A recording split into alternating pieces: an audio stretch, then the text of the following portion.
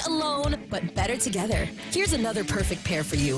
Docomo Pacific has created the Better Together bundle, combining 2 great services for one low price. Get unlimited local talk, text, and 20 gigs of data, plus unlimited home internet speed up to 20 megabits for $109 per month. You also get free installation and a Galaxy A8 Plus when you sign up today. Mobile plus online from Docomo Pacific. Better together. Some conditions apply. Call 688-KRC store for details.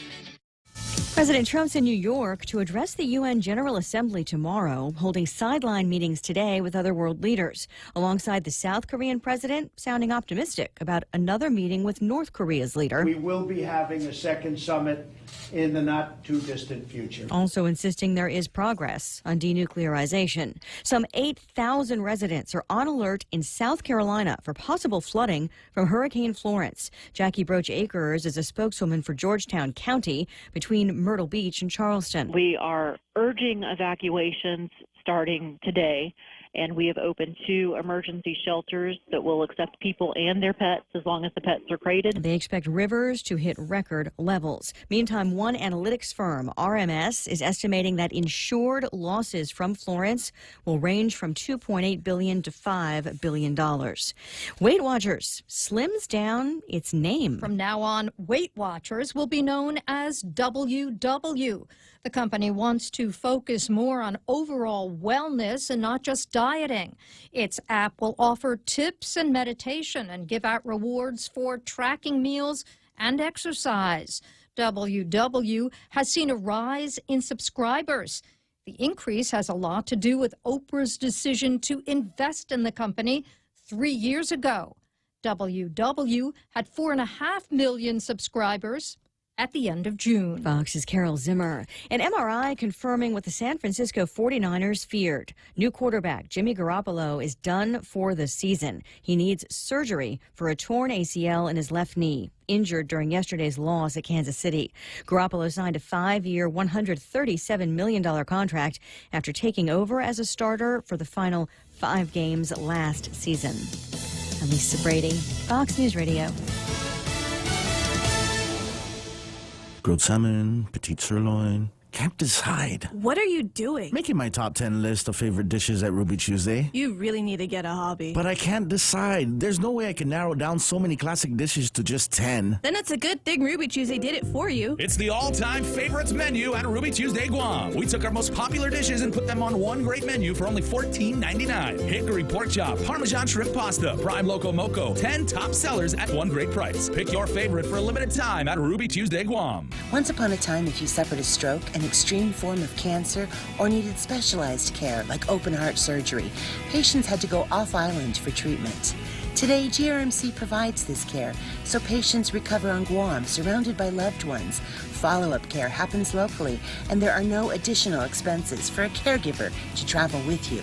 If you're a GovGuam employee or retiree, choose Calvo Select Care, the only insurance plan that includes GRMC. The first ever of anything is always special. That's why we're excited about the first ever 2018 Nissan Kicks. The Kicks kicks things up with best-in-class MPG, standard safety technology with automatic emergency braking system, and best-in-class cargo space to meet any lifestyle. Upgrades kicks things up with Apple CarPlay, Android Auto, and Bose driver headrest speakers. Over 1.4 million colorful options means your Kicks can be a first ever of its kind. The Kicks starts at under $20,000. Visit Nissan Guam for a test drive today. Nissan, innovation that excites. Taste the sizzle at Chili's with our new fajita flavors. Our signature fajitas are served with sliced bell peppers, caramelized onions, topped with chipotle garlic butter, and chopped cilantro.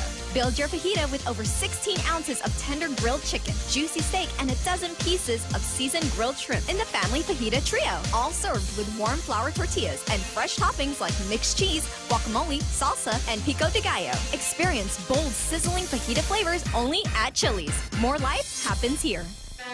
Here at APL, our core values give the company its heart and soul. Whether it's connecting your business with our global network through our newly enhanced service or investing our efforts into giving back to the community, APL is committed to serving you. We humbly honor the opportunity to find innovative solutions for you and your business. To learn more about our enhanced service, call 588-4651 or visit www.apl.com/Guam for more details.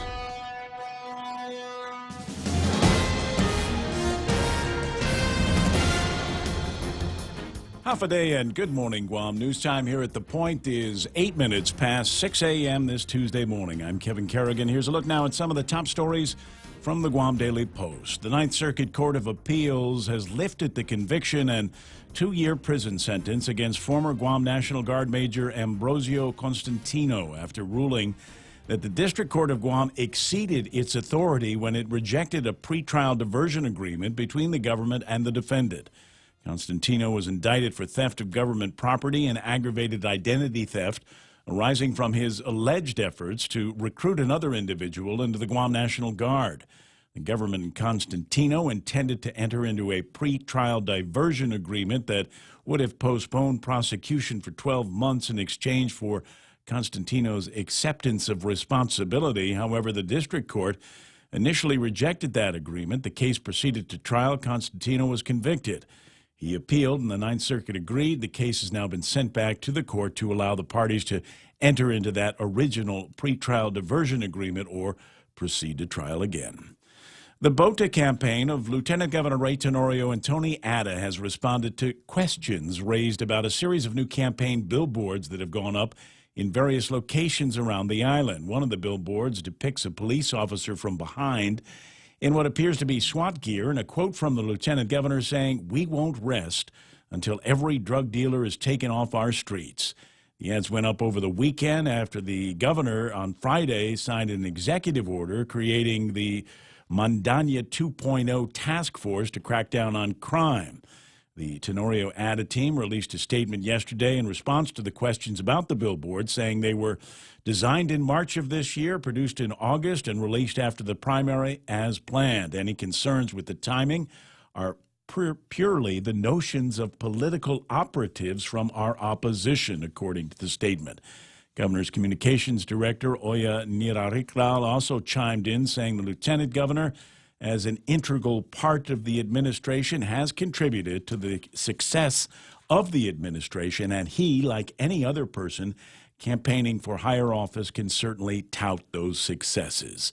Guam Election Commission Executive Director Maria Pangilinan saying that she's aware of the ads but hasn't found anything in election law that would bar the use of the task force in campaign advertisements. We'll have more news after this. Don't wait another day and waste another dollar. You can start saving today. At Guahan Insurance Services, we are here to help protect your investment and save you money. We offer insurance advising for business, car, and home insurance.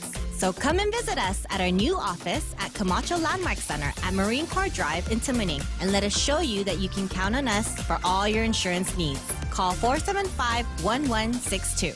We get it. Gas and utility rates keep rising with no end in sight. But with Double Play from GTA, you can get an extra sweet deal that'll save you extra cash. Sign up today and get 50 megabits per second with fiber home internet, unlimited talk and text, plus 25 gigabytes of wireless data. And new customers get the first month free with no contract. Save over $500 in the first year and get extra with Double Play from GTA. Conditions apply. Visit gta.net for more details. 11 minutes past 6 a.m. here at The Point. The inmate found unresponsive in his cell late Friday night at the Department of Corrections in Manilao died of natural causes, according to Guam medical examiner Dr. Aurelio Espinola. Dr. Espinola telling the Guam Daily Post that there were no wounds on the body. He did not believe there was any foul play involved in the death of 41-year-old Louis Christopher Hokog. Hokog was found lifeless in his cell late Friday night. Medical personnel from the DOC clinic responded and began CPR. Hokog was then rushed to Guam Regional Medical City, where he was pronounced dead shortly after midnight early Saturday morning. Dr. Espinola said that he has not yet determined the exact cause of Hokog's death. He's submitted tissue samples of his lung and heart to the Guam Memorial Hospital lab for analysis. He expects the results within a few days. An unnamed person who found an old World War II hand grenade brought it to the Agana precinct yesterday and turned it in. Police spokesman Sergeant Paul Tapau said the individual placed the grenade on a bench outside the precinct and then notified officers inside. Traffic around the precinct was immediately closed off. The officers inside the precinct sheltered in place, and the Navy's explosive ordnance disposal team was called in and safely removed the ordnance without incident. Authorities remind residents not to touch or pick up any explosives, even if they look old and harmless. Stay at a safe distance and call 911. For these stories and more, log on to postguam.com or pick up a copy of today's Guam Daily Post. Ray and Mike now take a look at weather. Thank you very much. Partly sunny skies, isolated showers, and thunderstorms. Southwest winds 10 to 15 miles an hour, decreasing overnight. Daytime highs today should be hovering around 86 degrees and overnight lows of about 78 degrees. Sunrise this morning at 10 after 6. Sunset tonight, 6:15. What do we got for a moonrise? I absolutely gobsmacked by that moon last night. When it started coming up about, 6 o'clock? Yeah, right about I couldn't sunset, take my eyes off it. Because it's a nearly full moon, so it'll come up just about the time the sun sets. Oh. Yeah, it's nice. And it was even nice setting this morning behind us here, as we had some nice colors. I put it in our I saw it. It's very WhatsApp pretty. chat, I might play some of that on the radio, on the Facebook Live in a little bit. So let me take a quick look and a gander here at what the radar imagery is looking like this morning. Certainly a lot of a clearer screen than we had yesterday. Yeah, much more so. We got stronger storms, though, and rain patches in the midst of all of this. Looks like the south will get clipped by some pretty good showers throughout the morning drive. Maybe north side just a tad, but overall not too bad. Looks like it'll be a pretty dry drive to work. I was taking a look at the GFS forecast model, the latest one, and I didn't like it. What? I did not like it at all. It was some kind of hostility towards the weather here. We'll take a look at what's happened with, what's the name of that storm? Timry? Yeah, that's, I'll remember the name. The here one in a that moment. was the one that ruined my weekend here. It made it so I couldn't go to the beach. I couldn't get my grill marks this weekend. But Trami take a is look up at there. that. It's still slowly working its way towards China and Taiwan, kind of undecided on where it's going to move. As you can see, it's kind of stalled right now, and that's because there's a continental weather system coming in from China that's starting to impact it, and it will actually cause it to start to turn north and then back off to the northeast. Okay. Okinawa looks to get hit really hard by this thing. I thought if it had the juice, it'd make it all the way to Taiwan. I thought Taiwan was a target. Yeah, but we'll see what happens once it gets back on the move. Right, and that's what happens. You get these continental weather systems, and they help in the steering, and that's why these storms always turn north. Can we go down with that satellite a little bit? Yeah, Lower. that You mean blobage lower? down there. Yeah, that blobage down there. Now, technically, that is not 94W Invest. 94W was sighted a little bit further north. This may get a new designation, or they may just say it relocated. The current forecast model is showing that system to form and come by us very closely as a Category 2 typhoon on Saturday. What? That's the latest forecast model that I just saw here on GFS. I saw hintings of that last night in the run as well, but I just said, no, that's just insane. But we need to keep an eye on this thing, and we need to keep tabs with the National Weather Service. And if anybody from OCD or GovGuam's listening right now, start talking to the National Weather Service and see what they think, because if this comes true, we've only got about 4 days to prepare. Another weekend, huh? All right, 6:15 in the morning. That's what news and weather looks like together, brought to you by Bank Pacific. Where others put branches, they place roots. Roots. Forklift sales, rental, and specialized forklift repair are available from Morico Equipment on Epow Road. A 2.5-ton forklift with a 3-stage container mast and fork side shift is essential for business on Guam. Larger 3-ton, 5-ton, and 10-ton capacity forklifts and telehandlers are now available for rent or purchase at Morico Equipment. Morico is Guam's forklift specialist. New, used, spare parts, and service. Phone 649-1946 or go to moricoequipment.com. You know what it is? You know why we got that blobbage down there, right? Because I took the shutters down. That's exactly why. That's exactly, Yes. yeah, I took the shutters down. I took them down and put them away, and that's why now I'm gonna have to probably put them back up. Probably so. Stupid. Just One of leave those- them up. Just leave them up till like January. Yeah, right? exactly. That's, plan 6:16 in the morning. And portions of the program also brought to you by my friends over at King's Restaurant. It's Tuesday, no? Mistake tomorrow. That's the big deal for lunch today. That reminds me to talk about pork sinigang tomorrow and meatloaf on Thursday, and Friday is beef tenactac. They got the pick 2 or pick 3 combos working for you at lunch at King's. Honolulu, Seattle, LA, Vegas, Chicago, New York.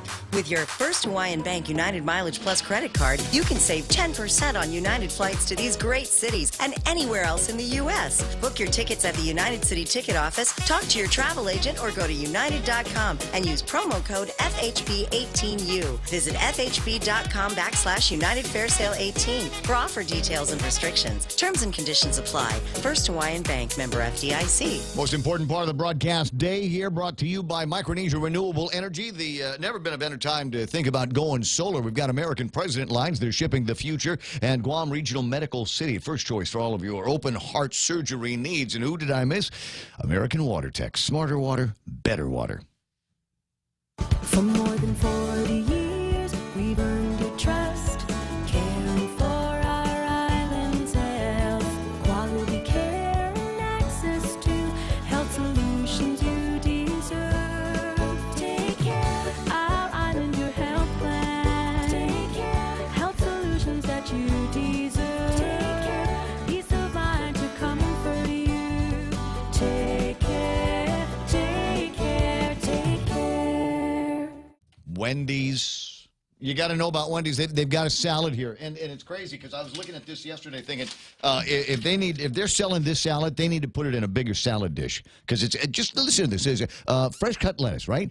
Red and green apples, dried cranberries. You get the chicken in there, too. The perfect combination of applewood smoked bacon and crumbled feta cheese. Wait, I'm not done. There's a vinaigrette that goes on this, an apple cider vinaigrette, and brown sugar roasted walnuts.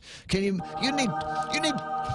need 2 mouths to eat this. That's what's going to happen here. So I want you to find this, the new fall harvest chicken salad from Wendy's. Now, that's better. The Ray Gibson Show. Morning talk that matters.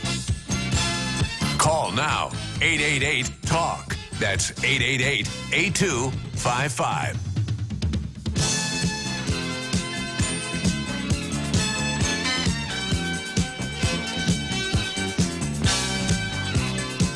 Yes. Facebook Live viewers, I know my collar is up. I like a pop collar. I like it like this. I'm going to bring it back. I'm going to bring this, 1981, 82 style, kind of yacht pop kind of thing going on. Come on, you know you want to wear your polo shirt. You know you want to wear the collar up like this. You look like you just got here from the massage parlor. That's impossible. Well, it's given the number of people that are here, yeah, the lines I imagine might be getting a little bit long by now. At some of these places, guys work. They're all stressed out and need a massage, need a good back rub. That's what I heard from a friend. Wait, do me a favor. Can you start the music over again?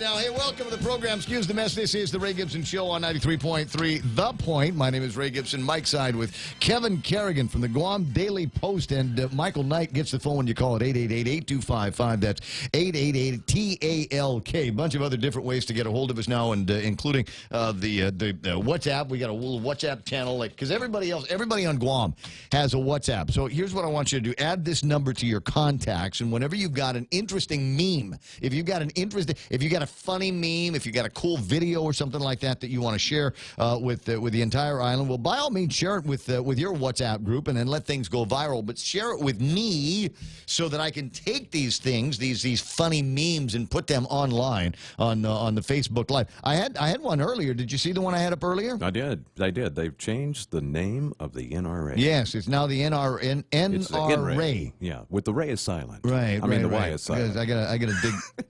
I got to dig that. There's another one. There's a companion one with that. Maybe you saw that on the Facebook. I don't know. There it is. All right. So click that. Put that on there. As Lieutenant Governor, I am renaming NRA to NRA. NRA, where responsible gun ownership is our priority and the Y is silent. NRA is the deal, but there's another funny one floating around, and I don't know that I've got it on this WhatsApp. I know I got it on mine, and it's right up there. There's great political gossip today. There's outstanding political gossip today. Remember I was telling you about a video that was floating around yesterday. It was a big Bota rally, and all of a sudden you get these yellow shirts rolling in, and it's all these the capos from the Guterres Right, camp that were showing up now over at Ray's camp, and they're making a big deal about that. Apparently, there's a couple of people I did not see in the video. And they are referred to in a story this morning in the Guam Daily Post. Perhaps you have seen it. And it's Jesse Lujan. Is that right? Hold on. There. Page 4. Although if you ask me, this bigger than the Ronald Reagan coming to Guam, right? Come on. Are they doing tours? That's the first question that I ask whenever I get a big ship coming out here like this. So they've actually pulled this thing. It's at Kilo Wharf, right? Yeah. And that's on the outside of the harbor? Yes, sir. I'd like to go over there and see that. I've never seen a modern aircraft carrier. I've toured the Lexington in Corpus Christi, which is an old World War II aircraft carrier. Not even the same. No, I think this one. I got it. Somebody that knows the way around Sumai better than me. Let me know, because I want to say that Kilo is on the outside of the harbor. Probably and so. And the reason is because it's a big ship, and huge. the harbor's not. Yeah. Harbor's. You think the harbor's big. You look at the harbor, at the grand expanse of the harbor, and you go, "Wow, that's big." Yeah. But it's when you put a carrier in it, it doesn't look that big anymore. No, they can do cruisers, destroyers, submarines. Not so much. So I want to say this is on the outside. The people in Agate should be getting a great view. Do me a favor. And so my Agate peeps, Roy, Commissioner Roy, do me a favor. Run outside, head to the beach, take a snapshot, because I want to be able to show what this looks like. Basically, my recollection, because I've been on modern carriers, and when you see them. It breaks your eyeballs. Yeah. Because you're looking at something and say it's like a building that's laying down. There's several things that go through your head, and none of them make sense. You look at the size of this thing, you look at the complexity of the thing, and then you remember for a second it's floating on water, and like it's made of wood. steel. Like wood should be floating on water, but it's made. It's steel. It's a whole displacement thing, and it takes a second for your eyes to wrap around it. And in a lot of cases, you just stop thinking about it. You just go, I'm not going to be able to fathom this. A few years ago, I had the chance to. And then I've been offered the chance to do it again, but it was one of those best of time, worst of time things. They've said, hey, listen, you've done a couple of good turns for the Navy, and there's an aircraft carrier offshore, and we'd like to take you on an overnight on this aircraft carrier that's offshore. And I'm like, dude, that sounds great. Wonderful. Where do I go? Where do I sign up? So they had us meet down in Sumai, an old airstrip down there at Big Navy. They had us meet over there, and pretty soon, all of a sudden, the helicopters land, and then from out of the boonies come guys with real guns and sniper outfits and ghillie hats and all of the ghillie suits, all this other stuff. And I'm going, they were there the whole time? Yes. That's our security force, and now you can get on the helicopter, sir. And we're going to give you a helmet, and the helmet's designed basically to keep your skull together in case everything crashes. This ain't going to save your life. It just wants to make sure your brains don't spill out all over the place. That way you can be identified. And so, for my family purposes. And then the thing took off and circled around a couple of times, so I was totally disoriented, had no idea which direction I was going into. And then we landed on an aircraft carrier, which it was the Abraham Lincoln that was out here a few years ago. And Abraham Lincoln, just a fine piece of machinery, and maybe one of the dirtiest and most dangerous places I'd ever been in my life. Yeah. Well, it's like an airport floating. Yeah, but it's very industrial, and there's lots of signs there, caution signs. Don't do this. Don't do this. Don't stand next to that. Watch out. This is a pinch. It'll cut your body in half. And be very careful through here, and watch your head. There's plenty of all of that stuff there. But I imagine for some of these young men and women, and in some cases older men and women, and there's a bunch of other civilians in there, just a life that they'd never turn their back on. I guess like anything else, once you get used to it, you get used to it. But I couldn't see how they could get used to it. They had this one sleeping area, which was one deck under the main deck where the airplanes land and take off. Bet that's loud. About 24 hours a day. Yeah. About 24. And I said, well, where will I be sleeping tonight? Oh, we're gonna get you below deck. Don't worry, you won't hear any of that stuff at all. They should have put you in a cot next to the main superstructure. Which no, you hear everything on an aircraft carrier. You can hear all of that. The food was all right. I thought the people were fantastic. It was nice to run into. I still have pictures of that around here somewhere. Me running into a bunch of Chamorro kids that were on the boat as well. It was a really, really good time. But I maybe slept, I don't know, 2 or 3 minutes between recoveries. Is just one of those things. But that was nice. And they asked me every once in a while, "Hey Ray, we got a carrier in the neighborhood. You want to go on a flight and go sleep on a carrier again?" No. Oh, no. There's a young journalist. Take Mike. Mike would love it. Mike would have a good time. And put the helmet on his head and all of that stuff. Where was I? I was starting to want to talk about, how did I get to there from political gossip? Ray, no one ever knows how you actually navigate to the places you go. Sorry about that. We're just happy you get there. Okay, so USS Ronald Reagan is in town and visiting, and if Shoshana, Admiral, babe. Whoa. What? What? Nice. Well, you know, I know you listen to the show. I know you like me, and you know, if you got any tours going on, hey. I'd love to. Or maybe just a T-shirt. Can I just get a T-shirt? That would be cool. My dad loved Ronald Reagan, and my old man would find a way to get on that boat. All right, so former Gutierrez campaign manager support Tenorio.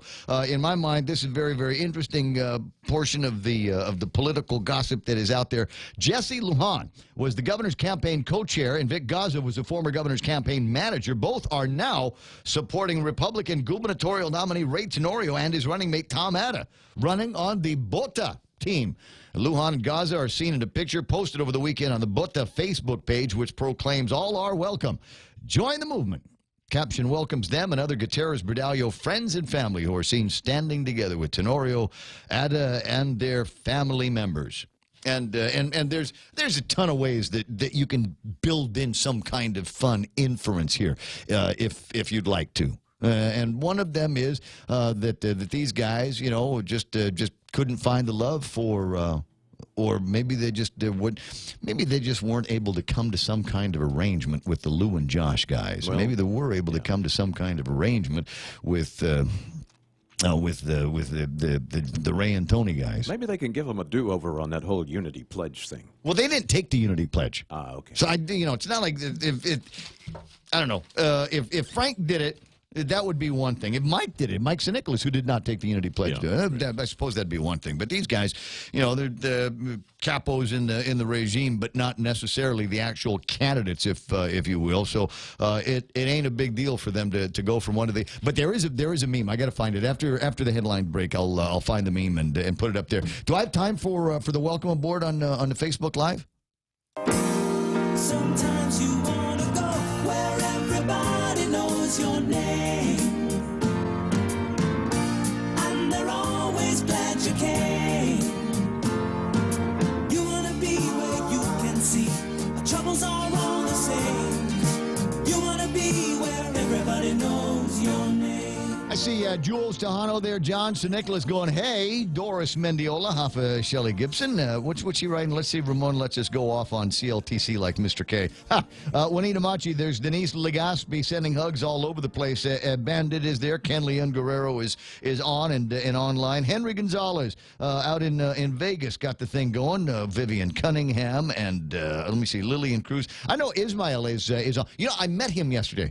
I was cruising around Agana and I met this guy, and he was pointing at the picture of his wife's photo salon that they've got there in Agana. And so Lisa, I think, is her name. And if you need some nice pictures, go and find Lisa Veliz, and she'll take some nice snapshots of you and maybe some new publicity shots. So I think maybe after I shave my face and wash it and get a nice haircut and pop my collar some more, maybe we'll get some new publicity shots from there. Lynn, Vince, Borja Polino. I got Johnny Rages, Lillian Cruz saying Havade Ray, Kevin, and Maiku Neitz says she's been watching those clouds as well. Maybe we'll, one more overnight. If it still looks menacing, or if it looks more menacing tomorrow, we'll find one of the Adlet boys over at the National Weather Service. Rose Marie Ogo, Corinne Camacho Quintanilla, Katie Garcia, Rico Blancaflor, pretty Ashley Calvo Rodriguez is there. Good morning, Ken Williams, Carissa Flores. Neat saying you should have seen the moon this morning. I saw it last night. That was plenty moon. Dora Marie Fegeger, Jeff Ojeda, Charlene Marchessault is chiming in, and Patty Camacho Hughes is there. I get hung up every once in a while on reading entire names here. I see Joe, Leah Sialagi, Chris from Big Abetta, Zaywert, Zulian, Filet. It's nice to see you there. Tiger Cruise, is that what those are called, Ismael? Can you explain why they're called that? Ed Barbosa, Jose Martinez, Dennis Bensur says you get used to it after a few weeks. Dennis, I'm here to tell you, you can get used to practically anything after a few weeks. Emmett, Tanya Affligui, Dash Conception, and Jackie Cabrera, often, where are you at? Still in frozen Northwest. Amanda Shelton, Lee Stolley. Kilo Wharf is outside. It's inside the harbor. Which is the one that's outside then that you can see from Agate, over by the cemetery? Hava Michelle Perez. Oh, there it is. Ismail, who's one of the funniest guys that I've met recently. We're talking about Jesse and what's his name going over to support the Bota camp. He says these guys' mortgages isn't held by the Bank of Guam, so they can go wherever they want to. Havalai, Mark Cruz, and Jimmy Moylan is online here this morning. It's 6:33. We'll do some more of that as the course of the morning goes. No, different Moylan. It's not all not all Moylans are War Eagle. They're not all Eric the Eagle. Anytime I hear Moylan, You're just gonna same family. Okay, people from around here. People from around here are laughing. I got you. Where are we at? 6:33, 888-8255, and now headlines from the Guam Daily Post. Here's Kevin Kerrigan. Half a day and good morning, Guam. And the headlines from the Guam Daily Post this morning. Although the first round of mediation talks last week failed to reach a global settlement for all of the nearly 200 sexual abuse plaintiffs, Archbishop Michael Burns says the Archdiocese remains engaged in this process. We bear responsibility. We are culpable, Burns said in a pastoral letter to island Catholics on Sunday. However, he stated, we can ensure that the rest of the history of the Catholic Church on Guam from this point on is one that unequivocally replaces the evil of child abuse. The statement from the Archbishop does not say whether any settlements were actually reached last week. However, Guam attorney Tony Perez telling the Guam Daily Post last Friday that two of the plaintiffs he represents settled with the Boy Scouts of America. Another two of his plaintiffs have also agreed to settlement offers from two other defendants, but he declined to name those other two defendants. Burns said that the Archdiocese negotiated earnestly and in good faith last week, and they plan on participating in more talks, but no date was given for the resumption of mediation discussions.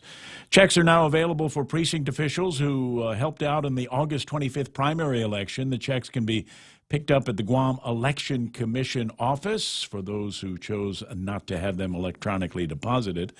The Election Commission has owed about $117,000 to precinct officials since the primary election, but they've lacked sufficient funds, which prompted concern about the potential difficulty in recruiting officials for the general election. However, on Monday, GEC Executive Director Maria Pangilinan said the agency was given the okay to use the funds and issue the checks now. Nearly 4,000 sailors aboard the U.S. aircraft carrier Ronald Reagan poured ashore on Guam yesterday morning following the conclusion of Valiant Shield 2018, a biannual military exercise which took place off the coast of Guam last week. Their arrival expected to give a big boost to the local economy.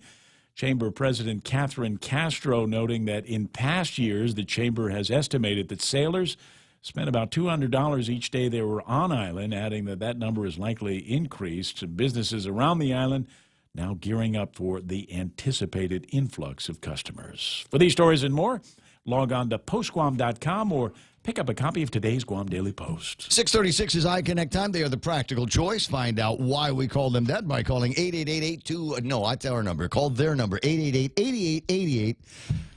Clear the run by folks that got some Chinese in them. 888-8888 is the telephone number, and they'll tell you all about the great plans they've got for the push-to-talk services and mobile services, and yeah, even internet at iConnect.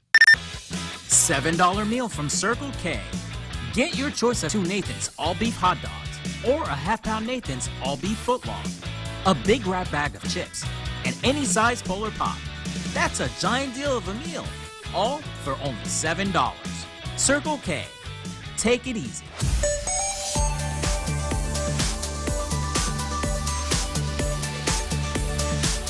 6:37 is the time to take a look at what's happening on the traffic gizmo. Well, it will be in just a second. I actually forgot to fire it up because, frankly, there's a lot of stuff going on here, and it's just there's too much technology. I've decided I'm going to have to start taking some of this technology out of here because it's really distracting. So I was coming up with punchlines for the magistrate story about the guy Jerry, his brother Harry, Anus. Know them well. I think their dad's name is Iman. Iman? 6:37 in the morning. See, and that kind of distraction made it impossible for me to fire up the traffic gizmo in time. All right, what have I got here? It's Marine Corps Drive from about where Kmart is, backing it up. Traffic's beginning to build up because there's JFK today. Also traffic from the Chicken Joy intersection at 1 and 16 all the way up to the intersection of Guam Regional Medical City. That's starting to build up as well. Seeing a little bit of work up in Ukadu that's moving. Nothing over at the major bases right now over at Sumai and Navy Hospital and Anderson Air Force Base, but I am seeing a line of southbound traffic beginning to build up. I want to say, it looks like it's around Simon Sanchez right now. So you might expect just tiny bits of delays if somebody decides to go slow or something like that. But otherwise, there are vehicles out there, but they seem to be moving at the regular speed. 6:38. That's right now. Traffic on the point. Sometimes a penny saved can lead to much more than a penny earned. With GPA Energy Sense rebate program, the power is yours. Earn money back while saving on your monthly power bill. GPA Energy Sense rebate program will help lower your initial costs when purchasing approved GPA energy efficient appliances and upgrades with monthly savings you can expect. For more Energy Sense saving ideas, visit GuamPowerAuthority.com or like us on Facebook. GPA, bringing energy solutions to you. The Ray Gibson Show. News to fill your mind. Talk to get it out. Turn it up. Now tell a friend.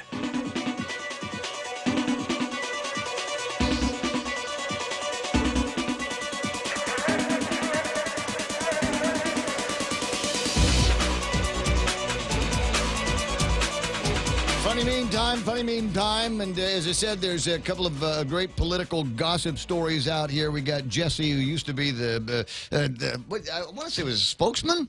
Was that what he was? A campaign co-chair. Co-chair, yeah. For the Gutierrez campaign, Vic Gaza, the governor's campaign manager, and both of them have gone over. I don't want to say they've gone over to the dark side. I don't want to make it all that dramatic-y, but there's it's still kind of interesting to watch the movements around here. And some people say, well, maybe it was these guys were just shopping around, saying, hey, listen, I've got some influence, I've got some insight into a fairly large skills machine. Will travel. I've got skills. So that's what this meme refers to. It said, Dr. Jesse Lujan goes to Lou and Josh. I want $25,000 for my support. Lou and Josh, and there's some kind of finger emoji that's going up there. And then Tenorio Ada with a big kind of heart. And then I'm trying to figure this one out. FBI, hello, can we speak with Annette? I don't know what that means, but I laughed like I did when I first saw that thing. So I think that's a funny meme. And then somebody else sent me another funny meme because this gun grabbing thing is not going to go away. There are some people that say that maybe it looked like it might be something that was disappearing from people's radar, and then all of a sudden the Attorney General came out with their paperwork. How could it go away since they've vowed to go to trial? Yeah, well now, yeah. Well, could have just taken offered some kind of a plea arrangement, but they believe that it has to do with political, notions of political operatives. I think that's going to be the new phrase coming out of Adeloop these days from the drama department. Anyway, so there's that one, and people, people aren't tired of it yet. They're still making funny memes about it. Here's one of two from this morning. It's a picture of, for those of you who aren't watching Facebook Live, it's a picture of Ray Tenorio running. It says, Ray wasn't planning on going for a run today, but then they said the marshals are coming. I'm sorry. Can I just say, this will go down as the funniest, certainly the funniest gubernatorial election. I know it's serious, and you got Robert Underwood talking about finding people with temperament and all of that stuff in the deal that he wrote up yesterday. But it's still in all, at the end of the day, there's funny stuff. I mean, you got this, you got the Kenjo thing that was out there rolling around. I don't know what the impact is going to be on the actual election when this is all done and said. But I will tell you that as a resident of Guam and as an individual that has to some degree a little bit of I don't know what a little bit of influence in the media, I have to say that some of the social media that is coming out of headlines associated with this particular election, I think are the funniest things that I've seen maybe in my life. I mean, there have always been political jokes. There's always been political gossip of one kind or another. But I think, the democratization of being able to take a picture of somebody and then quickly roll it up with some great-looking text and something that makes it look fun and official. What's the? I'm trying to remember the name of the website where you can go to. Canva. You can go to Canva. You can do whatever I show you here this morning is something that you can do on a website called Canva in about 5 minutes. Doesn't cost anything and doesn't require anybody to go to college for graphic arts and design. Stop that. All right, where are we now? Sorry, table of contents, and frankly, it's going to be tough for me to open the table of contents because I left it on my desk. It's been that kind of morning, ladies and gentlemen, where I just go from one interesting thing to another, and so I'll play around with some of this. There's a story that. Despite all the political drama and the pathos that we seem to be going through around here, there was real drama going on. And a rescue that Nick Delgado says is miraculous. An Indonesian teen was found drifting in our waters after strong winds blew him more than 1,000 miles away from his home. And it's a far away. You know how I know it's far away? I can't pronounce the name of it. North Sulawesi. I'm glad they put the word Indonesian team. Otherwise, I wouldn't know where to begin to look for this.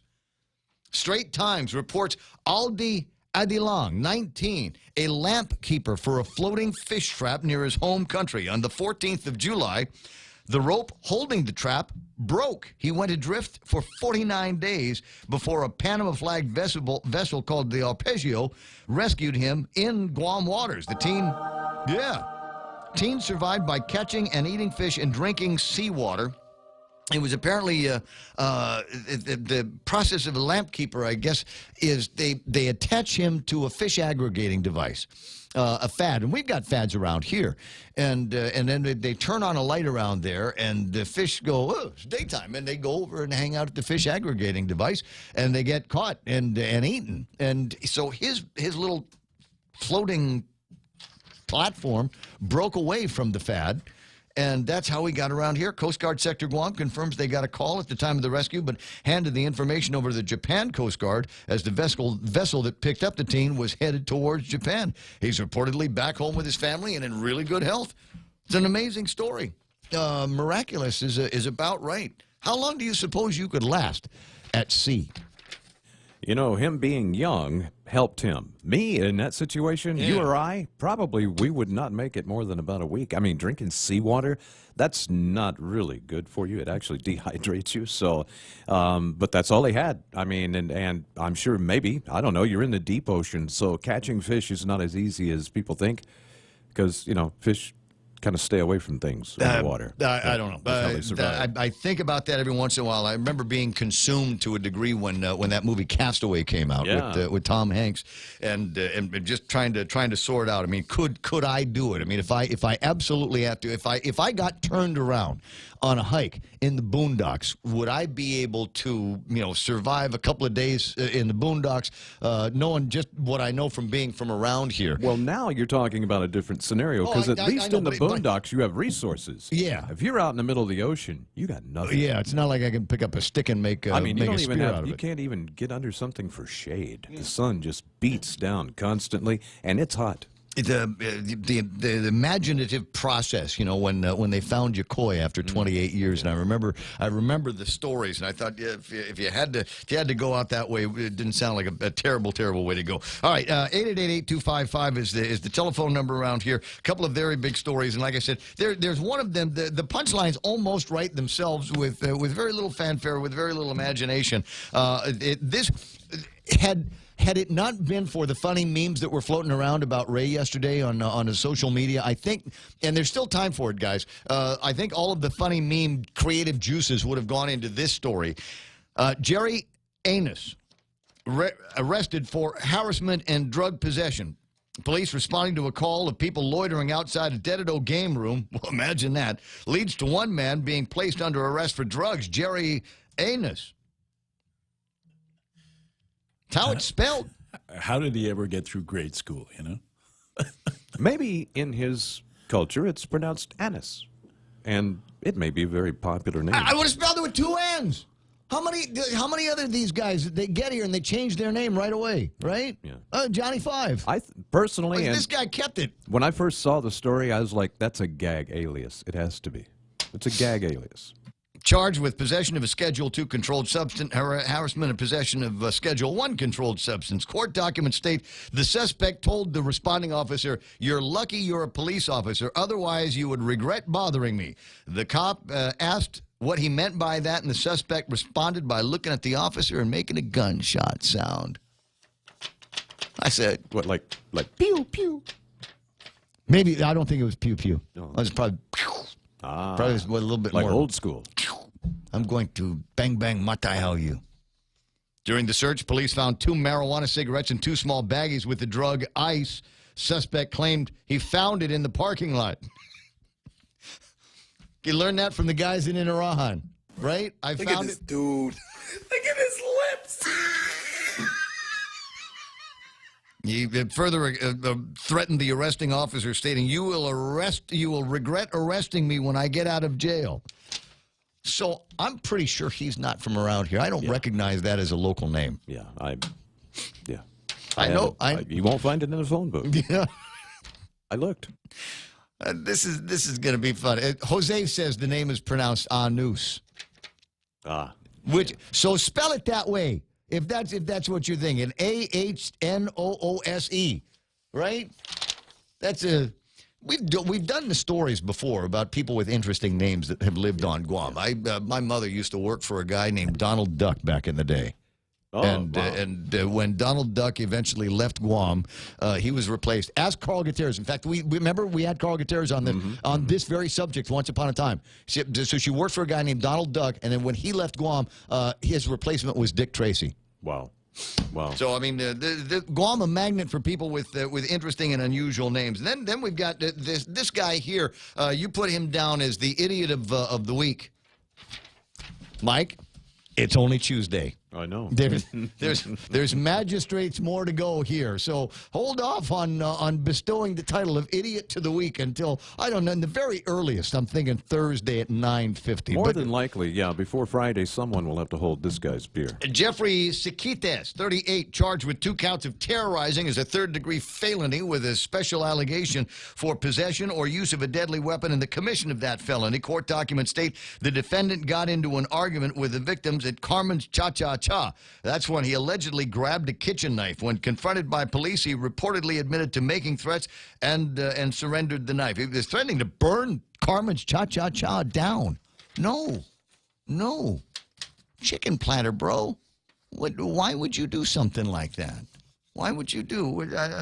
Anyway, just another one of the signs. We've got some problems. I'm very, very glad to hear that the governor is going to be putting Mandanya 2.0. Isn't Aganya one of the target areas? as I understand it. So, because there was an actual description of what the Mandanya Task Force was before we got all of our knickers in a knot about him blowing up at, who was it, the KUAM reporter? How dare you ask me that question? How dare you accuse me of politicizing this, the Mandanya Task Force for Ray Tenorio's political benefit? You don't know me as a governor. Or I'm paraphrasing. I'm probably also putting a little bit more venom in it just because, you know, I take my lessons from the drama department No, over actually, that was pretty accurate. Was it? Okay. Anyway, so, so the thing is, and then, so he does that. He calls out the reporter and basically everybody in the media in the room for suggesting that there could possibly be any kind of politicization going on with our plate, with drugs and crime in the streets. And then all of a sudden we start seeing, and there's one over by right across from Happy Mart. You know where the Olympiacos got some of that heavy equipment that they stage out there? Right across there, I want to say next to, it's either a Doris or a Tello sign, is the Mandanya Task Force sign, right, with a big Bota logo on it. What is, I'm sorry, what does that look like? No, is it possible? It's just a coincidence, they said. It's timing. Any concerns with the timing are purely the notions of political operatives from our opposition. I guess that means that KUAM, Calvo owned, could they be considered the opposition?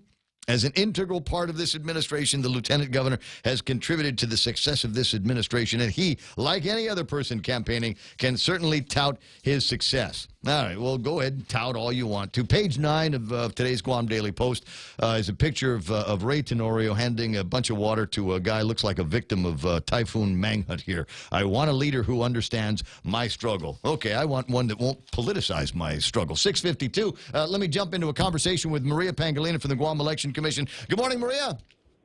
Good morning, Ray Gibson. Can you hear me okay? I hear you all right. I guess you're on the road, huh?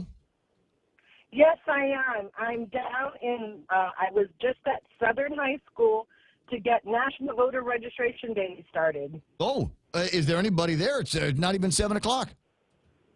6:45 the class starts. What kind of torture is this that we're making our young people endure?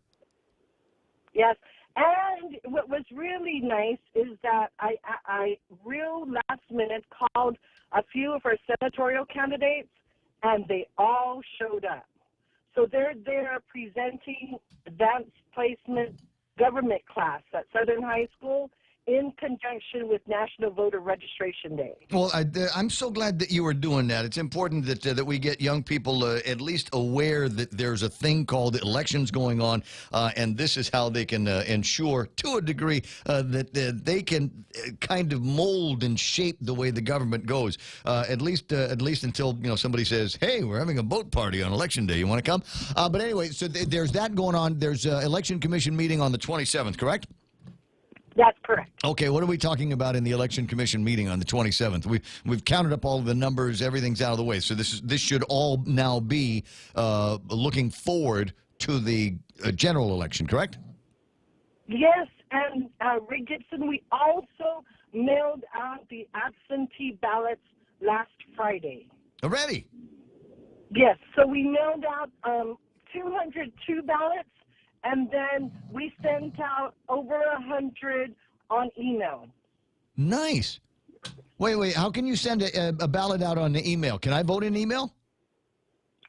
I know that you cannot vote on email. We can send the ballot to you and e-ballot to you, but you must mail it back to us. Oh, I see. So I can fill it out and then print it out and then mail it back to you. Correct. Yes. What if I forward it to like 20 of my friends to vote for Ray Tenorio? It must be notarized for those that are not military or overseas. Oh, so it's in the presence of a notary. Okay, so I can't send it to all my ex-in-laws in Washington and say, hey, listen, you live out there, this won't matter, just vote for here. Half of you vote for Lou, half of you vote for Ray. That won't work. The system is in place, sir. What? No? No, you can't. All right. Am I doing anything that's felony yet? Have I touched? Am I walking across a thin line that puts me in the realm of some kind of felony or election misdemeanor if I try? So it just should go to the voter who requested a ballot. Okay. Now, and so we'll need some kind of notarization, number one, but we'll also need to know that they are registered to vote on Guam, right? Oh, yes. So what happens is we won't out the ballot unless we validate that you are registered to vote here on Guam. Okay. All right. I think I got that. Now, the last thing, and this might be the most important thing that I'm going to ask you to talk about this morning, Maria, is you were able to find some money that Les said wasn't there to pay off your election employees from the primary, correct? That's correct. We actually, when we were back in before fiscal year 2018 started, at the budgets, when they were cutting budgets, I let the speaker know at that time that yes, you cut our budget, but please know that we still have fiscal year 2016 and fiscal year 2015 funds that are still available to us until we end it. So that's where the allotment came from. Okay, but didn't they say that there wasn't any money there? The appropriation is there, and it's still there. So we just used 117 of it, so there's still a little bit more there to hopefully to pay for general election ballots. You used the word hopefully. I'm assuming that means that you're not completely certain the cash is there. The cash, the cash flow is at Department of Administration. So, that's between BBMR and Department of Administration.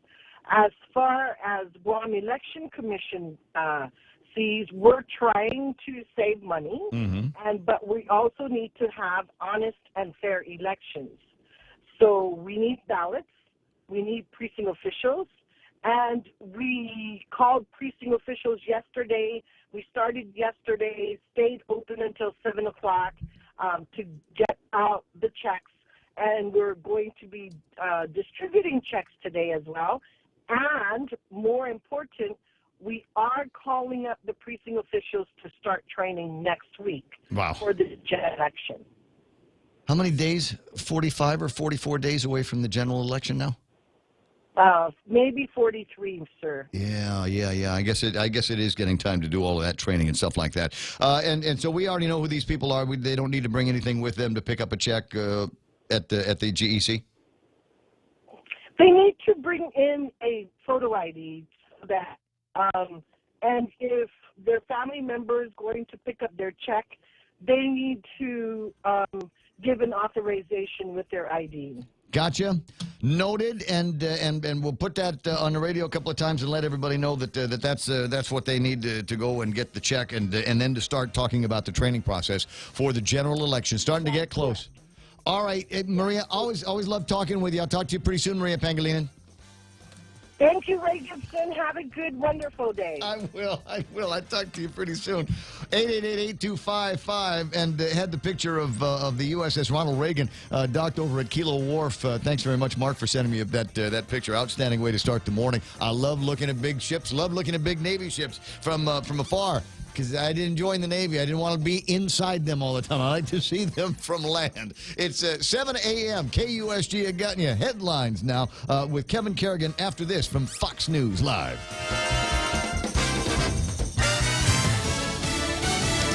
Angry allegations on the Senate floor. I'm Lisa Brady, Fox News. The Senate leader ripping into Democrats over the handling of allegations against the Supreme Court nominee. Fox's Jared Halpern, live on the Hill. The Senate Majority Leader Mitch McConnell says there will be an up or down vote on Judge Brett Kavanaugh soon, rejecting demands from Democrats to delay. To say he has no presumption of innocence because they don't agree with his judicial philosophy. One woman accusing Ford of sexual assault when both were high school students. Professor Christine Blasey Kathy Ford will testify to the Judicial Committee Thursday. In a letter, she writes, while frightened, she will not let fear hold her back from testifying and providing answers. Kavanaugh denies the allegation. Lisa. Thanks, Jared. Also denying an allegation from a second accuser, Kavanaugh and his wife, in an exclusive interview with Fox's Martha McCallum. The truth is, I've never sexually assaulted anyone in high school or otherwise. It airs tonight at 7 Eastern.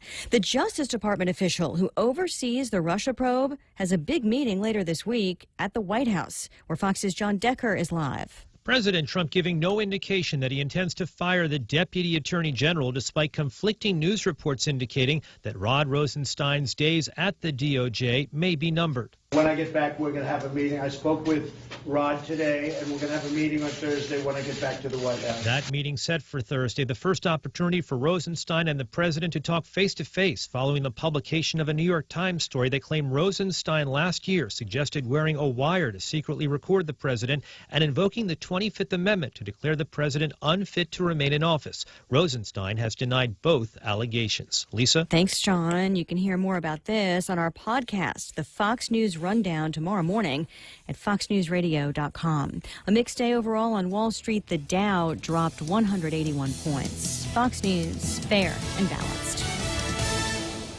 Grilled salmon, petite sirloin. Can't decide. What are you doing? Making my top 10 list of favorite dishes at Ruby Tuesday. You really need to get a hobby. But I can't decide. There's no way I can narrow down so many classic dishes to just 10. Then it's a good thing Ruby Tuesday did it for you. It's the all-time favorites menu at Ruby Tuesday Guam. We took our most popular dishes and put them on one great menu for only $14.99. Hickory pork chop, Parmesan shrimp pasta, prime loco moco. 10 top sellers at one great price. Pick your favorite for a limited time at Ruby Tuesday Guam. Are high power bills sending your budget into chaos? Take control with the help of Micronesia Renewable Energy. Using the highest quality panels, a solar energy system from MRE will guarantee to save you money on power. With MRE, Christmas starts in September. With every solar energy system, homeowners not only get $400 for signing up, but also an entry for a chance to win $1,000 in cold, hard cash, just in time for Christmas. It pays to be an MRE customer. Conditions apply. Call 632-2613 for details. MRE, the smarter choice.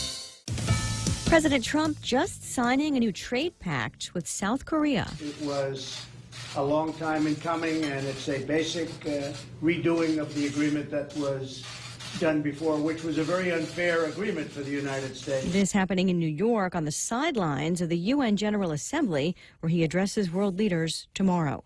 Bill Cosby back in court today in Pennsylvania, where he's due to be sentenced tomorrow for aggravated indecent assault. Before Cosby learns his fate, there is a key decision for Judge Stephen O'Neill to make, whether Cosby is a violent sexual predator. A defense psychologist will testify on that tomorrow. Attorney Gloria Allred, who represents some of Cosby's accusers, told Fox 29 in Philadelphia, regardless of that testimony, he did the crime. He has to serve the time. He should not be allowed to be on probation only, house arrest. Judge O'Neill's decision will take into account not only the crime, but on the other side, Cosby's legacy and community work as well. Fox's Gernal Scott at the courthouse in Norristown. A man is pulled alive from the rubble of a senior living center 5 days after a fire. The fire department went in and conducted what they call a primary search. Well, they'll bang on doors, they'll enter units, they'll go into units. And so I can't say specifically what happened with this unit. D.C. Mayor Muriel Bowser says it appears the man was originally listed as accounted for by the building's management. He's hospitalized. The investigation continues. Celine Dion is ready to move on. Confirming on social media today that her second Las Vegas residency is drawing to a close. She's performed more than 1,000 shows at Caesars Palace since 2003. Her current residency started 7 years ago. The final show now set for June 8th of next year. Lisa Brady, Fox News Radio. Sometimes a penny saved can lead to much more than a penny earned. With GPA Energy Sense rebate program, the power is yours. Earn money back while saving on your monthly power bill. GPA Energy Sense rebate program will help lower your initial costs when purchasing approved GPA energy efficient appliances and upgrades with monthly savings you can expect. For more Energy Sense saving ideas, visit GuamPowerAuthority.com or like us on Facebook. GPA, bringing energy solutions to you. Here at APL, our core values give the company its heart and soul. Whether it's connecting your business with our global network through our newly enhanced service or investing our efforts into giving back to the community, APL is committed to serving you. We humbly honor the opportunity to find innovative solutions for you and your business. To learn more about our enhanced service, call 588-4651 or visit www.apl.com/Guam for more details. KFC has finally answered the world's most important question. What came first, the chicken or the egg? And the answer is both. Introducing KFC's KFC AM, their new Southern and local-inspired breakfast. AM-loaded platter with chicken fried rice, waffles, and Colonel's chicken congee. KFC also has your all-time favorites, AM chicken and egg wraps, Southern biscuit and sausage sandwich, and hash browns. So for finger-licking good mornings, AM will never be the same at KFC. KFC, it's finger-licking good. We get it. Gas and utility rates keep rising with no end in sight. But with Double Play from GTA, you can get an extra sweet deal that'll save you extra cash. Sign up today and get 50 megabits per second with fiber home internet, unlimited talk and text, plus 25 gigabytes of wireless data. And new customers get the first month free with no contract. Save over $500 in the first year and get extra with Double Play from GTA. Conditions apply. Visit gta.net for more details. Don't wait another day and waste another dollar. You can start saving today. At Guahan Insurance Services, we are here to help protect your investment and save you money. We offer insurance advising for business, car, and home insurance. So come and visit us at our new office at Camacho Landmark Center at Marine Corps Drive in Tamuning, and let us show you that you can count on us for all your insurance needs. Call 475-1162.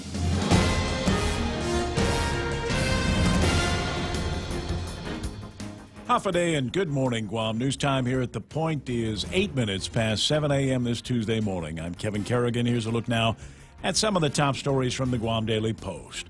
Although the first round of mediation talks last week failed to reach a global settlement for all of the nearly 200 sexual abuse plaintiffs, Archbishop Michael Burns says that the Archdiocese remains engaged in the process. In a pastoral letter to island Catholics over the weekend, the Archbishop states, "We bear responsibility. We are culpable." Archbishop Burns goes on to say, however, we can ensure that the rest of the history of the Catholic Church on Guam from this point on is one that unequivocally replaces the evil of child abuse.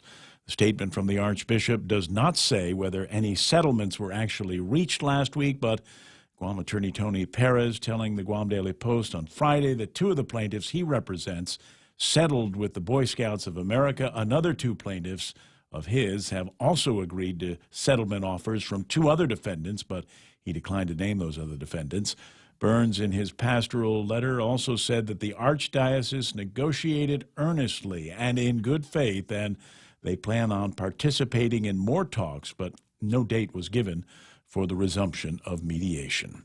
The Ninth Circuit Court of Appeals has lifted the conviction and a 2-year prison sentence against former Guam National Guard Major Ambrosio Constantino after ruling that the District Court of Guam exceeded its authority when it rejected a pretrial diversion agreement between the government and the defendant. Constantino was indicted for theft of government property and aggravated identity theft arising from his alleged efforts to recruit another individual into the Guam National Guard. The government and Constantino initially intended to enter into a pretrial diversion agreement that would have postponed prosecution for 12 months in exchange for Constantino's acceptance of responsibility and other conditions. The district court rejected the agreement, however. The case proceeded to trial. Constantino was convicted. However, Constantino appealed. The Ninth Circuit has now agreed. The case has been sent back to the district court to allow the parties to enter into the original pretrial diversion agreement or proceed to trial again. We'll have more news after this. For more than 40 years, we've earned your trust, caring for our island's health, quality care and access to health solutions you deserve. Take care, our island, your health plan. Take care, health solutions that you deserve. Take care, peace of mind to comfort you. Take care, take care, take care. Get a 20-ounce stainless steel Circle K Coffee Club tumbler. Just stop into any Circle K, sign up for our Power Pass rewards program, and after your purchase of 15 cups of premium coffee, any size, you get your tumbler for free. While supplies last, conditions apply. See store for details. Get a 20-ounce stainless steel Circle K Coffee Club tumbler. Just swipe your Power Pass key fob when you purchase Circle K Premium Coffee, any size. And after 15 cups, you'll get your tumbler for free. While supplies last, conditions apply. See store for details. 11 minutes past 7 a.m. here at The Point. The BOTA campaign of Lieutenant Governor Ray Tenorio and Tony Atta has responded to questions raised about a series of new campaign billboards that have gone up in various locations. One of the billboards depicts a police officer from behind in what appears to be SWAT gear, and a quote from the Lieutenant Governor saying, "We won't rest until every drug dealer is taken off our streets." The ads went up over the weekend after the governor signed an executive order Friday creating the Mondaña 2.0 task force to crack down on crime. The Tenorio Atta team released a statement saying the billboards were designed in March of this year, produced in August, and released after the primary as planned. Any concerns with the timing are purely the notions of political operatives from our opposition, according to their statement. Governor's Communication Director, Oya Nirarikral, also chimed in saying that the Lieutenant Governor, as an integral part of the administration, has contributed to the success of the administration, and he, like any other person campaigning, can certainly tout those successes. Guam Election Commission Executive Director Maria Pangilinan saying that she's aware of the ads, but hasn't found anything in election law that would bar the use of the task force in campaign ads. Checks are now available for precinct officials who helped out in the August 25th primary election. The checks can be picked up at the Guam Election Commission for those who chose not to have them electronically deposited. The Election Commission has owed about $117,000 to precinct officials since the primary election, but they've lacked sufficient funds, which prompted concern about the potential difficulty of recruiting officials for the general election. GEC tried to tap into reserve funding from fiscal year 2016, but they were initially told by BBMR that those funds were not available. In a letter to the GEC last week, BBMR Deputy Director Lester Carlson reminded the Commission that he'd advised them last May that the funds were not available, and he also noted that the GEC appeared to have overspent for the primary and didn't follow expenditure controls. However, on Monday, GEC Executive Director Pangilinan said the agency was given the go-ahead to use those funds and issue the checks, which they've now done. For these stories and more, log on to postguam.com or pick up a copy of today's Guam Daily Post. Ray and Mike now take a look at the weather. Partly sunny skies today with isolated showers and possible thunderstorms. Southwest winds up to about 15 miles an hour, decreasing overnight. Highs 86 degrees today. Overnight lows of about 78 degrees. And I'm going to be very casual about talking about thunderstorms and isolated showers through the afternoon, because I was talking about some of that yesterday, and it turned out to be a spectacular. It really did. It was a gorgeous, gorgeous day yesterday. Well, you know, on our last look at the radar yesterday, we could see how the showers were ending, and I even made mention that it looked like it was starting to clear up, although that wasn't what the forecast was calling for. But yeah, by 10 or 11 o'clock yesterday morning, it was absolutely perfect outside and didn't not get any less perfect throughout the day. Looking at radar now, maybe some showers or thunderstorms going to clip the south side of the island, the extreme south. Everybody else looking pretty clear this morning. Looks like by Friday, though, the rain will be coming back, and Saturday it's kind of let me tell you, the National Weather Service has put something else out in their last product mix that and under the topic of tropical systems, it says a broad weak circulation Invest 94W, and I'm going to put the satellite imagery up so you can see 94W located north of Pohnpei. The system is being monitored closely for possible development over the next few days. Models are in agreement that it will move across the Marianas on Saturday. The disagreements, however, are on the intensity and location where it will move through the islands. Latest GFS guidance, GFS is the Global Forecasting System. Guidance is the most aggressive, with development moving through the Rota Channel as a significant tropical cyclone. That's the one I mentioned earlier. While the ECMWF, that's the European model. shows a weaker circulation moving across Tinian and Saipan. And we will continue to monitor Invest 94W very closely over the next few days. Monitor quickly, because today is Tuesday, and Saturday is right after Beef Tenactac Day over at King's. Yeah, truth be told, we really kind of need to know by tomorrow so that we can start getting these preps done, because we're going to have to start all over again from where we left off with our preps from Mancut. So I sent all the stuff I didn't need. I gave to the people at Azuda Foundation. They sent it to Rhoda. The good news is we won't have to trim any tree limbs. Yeah, I suppose that's a fact. 7:15. That's news and weather together right here on The Point. Cavo Select Care continues to provide great benefits for Gov Guam with affordable rates. Get free access to our gym partners. Earn up to $300 with our gym fitness rewards. Earn up to $200 with our wellness rewards. Choose from a wider selection of medical providers on Guam and off island. With all of these benefits, staying with Cavo Select Care is that much easier. Gov Guam employees and retirees, enroll today. Yes, that's how we'll count down to lousy weather for the weekend, and the possibilities that there could be something around here with a big number or a name attached to it is we will count it down in what we're having for lunch over at King's. Today it's beef bistek. Tomorrow pork sinigang. By Thursday we'll be talking about meatloaf, and Friday bistek tomorrow. And then that's it. We're out of daily lunch specials. You're on your own on Saturday, and we got my fingers crossed that they're going to be open and not having to worry about any kind of inclement weather.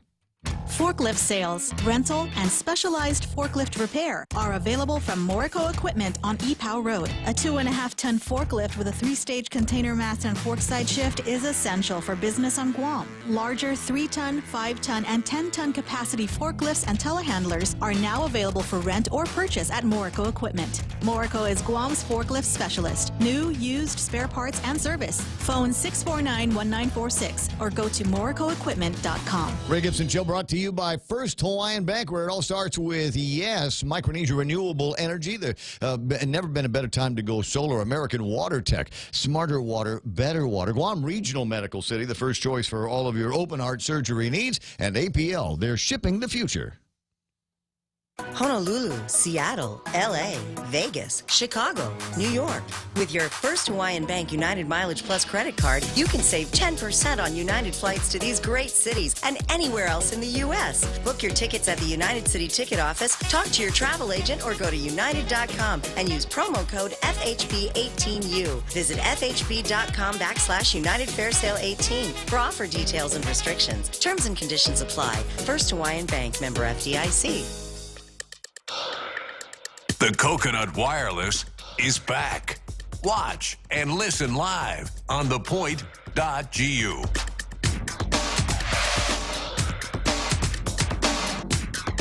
That's right, Coconut Wireless. Now I cannot take any claim to being the new and improved Coconut Wireless. The new Coconut Wireless is called WhatsApp, and I love WhatsApp. That's how a ton of information and very, very juicy gossip gets thrown around this town. Yesterday the gossip was, hey, all kinds of stuff happening. Got some new members over at the Bota camp over there.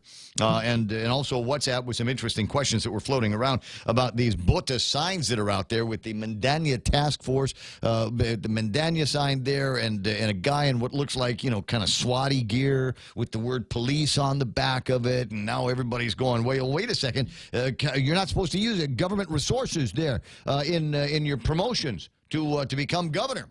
What else are they complaining about? That's not the only thing they're going on about. It has the concerns about, does this scare anybody? Is it, linking up a political campaign with something like a police force? There had already been concerns that the Mandanya Drug Task Force was kind of a politicized force for the administration. At least that's what Troy Torres said. And maybe Troy is behind some of those very questions that are being asked. The word of the day from Jeff Marchessault from the Pacific News Center is excoriated.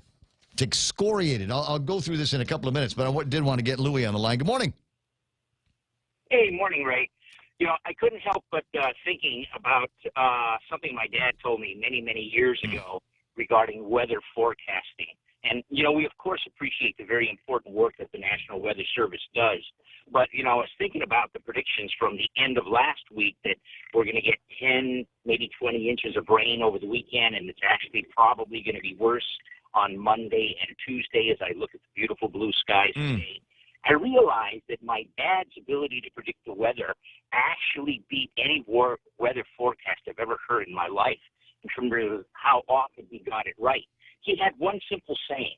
He said, you know, it might rain or it might not. And if there's a storm coming, it might hit us or it might not. And if it does hit us, it might be bad or it might not. Remember all of those things and wait until it happens, and then you'll know. You know what? You got it right 100% of the time. Yep. We both come from pretty common sense stock around here, and the deal is it might or it might not. My grandfather's words were from that old Doris Day song, "Que sera, sera." Whatever will be, will be. And so that was one of the ways that he was able to keep everybody safe during those times of uncertainty. And I don't know what's going to happen.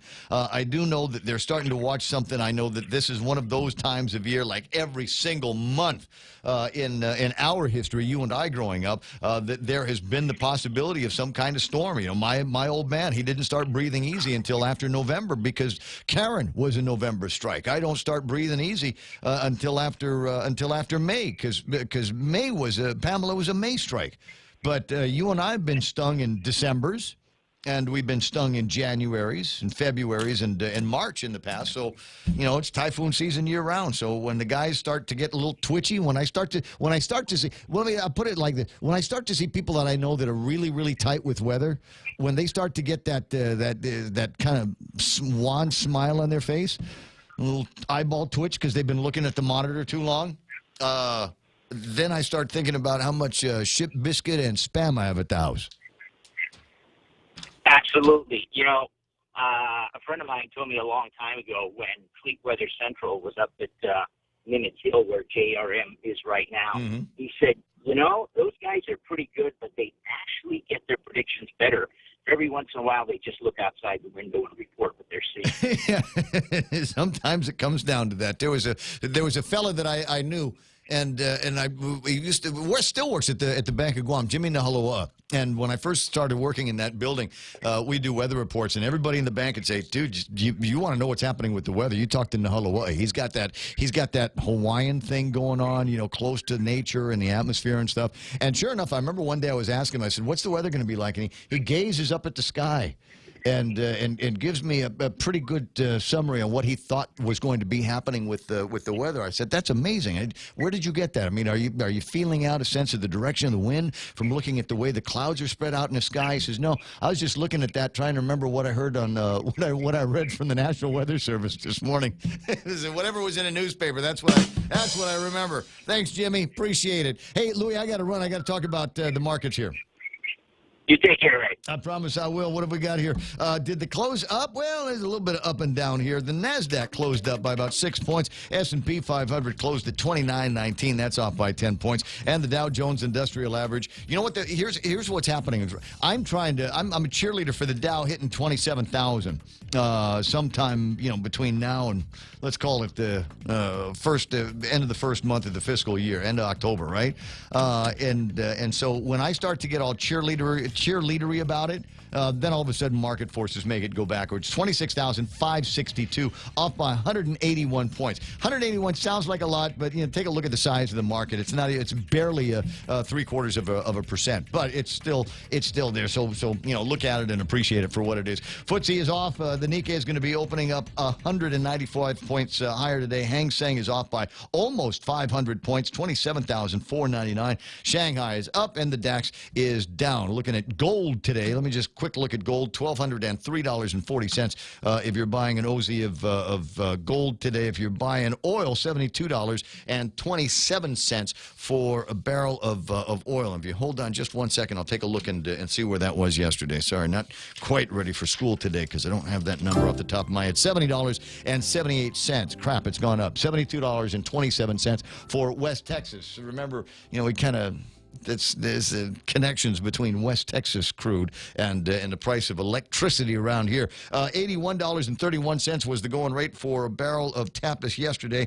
Also don't have that number up because What? I told you I get distracted easily, and there's a whole bunch of stuff around here that is making me distracted, including funny memes that you can send at 988-5874. That's 988-5874. Let me just scroll down here real quick, and I'll get to the part where it talks about tapas. Oh, no big deal. They haven't changed the number yet, so still $81.31. They haven't changed it for you and I. My guess is that the guys at the gas companies here on Guam know exactly what it is, down to the 9/10 of a cent for a barrel of Tapas crude this morning. So that's what happened in the markets at 7:25. Today is double Jerry Roberts Day. You'll be able to hear him on the extra point that we're going to play here for just a second. And if that's not enough Jerry Roberts for you today, if that's not enough, then go and get yourself a copy of today's Guam Daily Post. If for no other reason, because of the great political gossip that you will find nowhere else. Page, what is it, 7? Page 4. Former Gutierrez campaign manager supports Tenorio. What? Huh? When did that? Were you allowed to do that? You're not allowed to jump parties and switch sides, are you? That's on page 4. Page 19. Big Ed really understood worker engagement. Read it and enjoy it. And then listen to this. Jerry Roberts in today's Extra Point. What if I said every kid should start a business? I'm Jerry Roberts, and today I'm going to enlist the help of an old friend named Peter Gill to sell an idea that I feel is valuable. That's right now on the Extra Point. Peter Gill owns QuickSpace, best known for creating unique working, living, and storage solutions out of old shipping containers. Peter is one of the most engaging guys you'll ever meet, and if you ever have the chance to sit down and talk with him at length, I think it'll be a memorable experience. I've known him for a long time, and about 15 years ago, he agreed to be interviewed for the cover feature in Directions magazine. Among the topics we discussed was his getting a start in business at the age of 10. He was living in the Seychelles, a chain of 115 islands in the Indian Ocean off the eastern coast of Africa. He would leave his village and travel over 20 miles to another island to buy salted fish, then come home and sell it in the local public market. The business grew until it began affecting the local retail pricing for salted fish, and he was approached by another marketer who offered to buy all his fish as soon as he came into the village. Today, that's called a disruptive force in the market. Just before Typhoon Pamela hit in 1975, 17-year-old Peter had a conversation with then-Governor Ricky Berdalio, who told him there would be money for people who would help clean up the debris left by the storm. Peter went out and bought every chainsaw he could, a total of 6. He hired Vietnamese soldiers who had come to Guam as refugees, and he rented out the saw and a worker clearing trees all over the island. He didn't speak Vietnamese, but he and they communicated in French. He ended up making enough to pay for his first year at Marquette University. The last story about Peter took place while he was attending Father Duenas. He'd buy an old Rambler, Google it if you need to, from a military guy leaving Guam in the $200 to $300 range and sell it to another one who just arrived for $100 over what he paid. He used the school parking lot as his used car lot. Up until May of 2004, when this story was published, FD administrators never knew why there were a lot of cars still in their lot after everybody had gone home. Maybe your kid won't be another Peter Gill. Perhaps he or she will have a satisfying career working for others or the government. That's fine. Here's the thing. Experiences like those Peter had teach you several life lessons. Among them, that ingenuity and hard work can have a definite impact on your future. You quickly learn to value money and time. You learn about people, their differences, and how to effectively deal with them. That people will pay if you can get them what they need or want at a fair price. I've said it before in this broadcast space. I think every kid should start a little business, at least once. Opportunities are out there, and you just never know what might come from it. That's the Extra Point. Get out there and make something good happen today. For 93.3 and The Ray Gibson Show, I'm Jerry Roberts. You mean that my Uncle Jim could have just called Peter and said, send those Vietnamese guys over? We got some trees we've got to clear from around the old Mariana Sales? Because it seems to me that what happened was that he gave me and my cousins BJ and Fred Berdalio the dullest machetes, the dullest axes that we had. These things have been floating around since the Second World War, and said, take down that tree so that we can get cars in the parking lot of Mariana Sales. We could have just called Peter and hired a couple of Vietnamese guys. We'll talk about this when I get to heaven. It's 7:30 in the morning and time for headlines. Headlines after these messages. Be right back. What would you do with unlimited internet? With Docomo Pacific, the possibilities are endless. Docomo Pacific is throwing off the data caps so you can enjoy more of the things you love. Watch, stream, download, and play with no end in sight. Stop by any of our stores or check out DocomoPacific.com to learn more. Life becomes limitless with Docomo Pacific. Better together.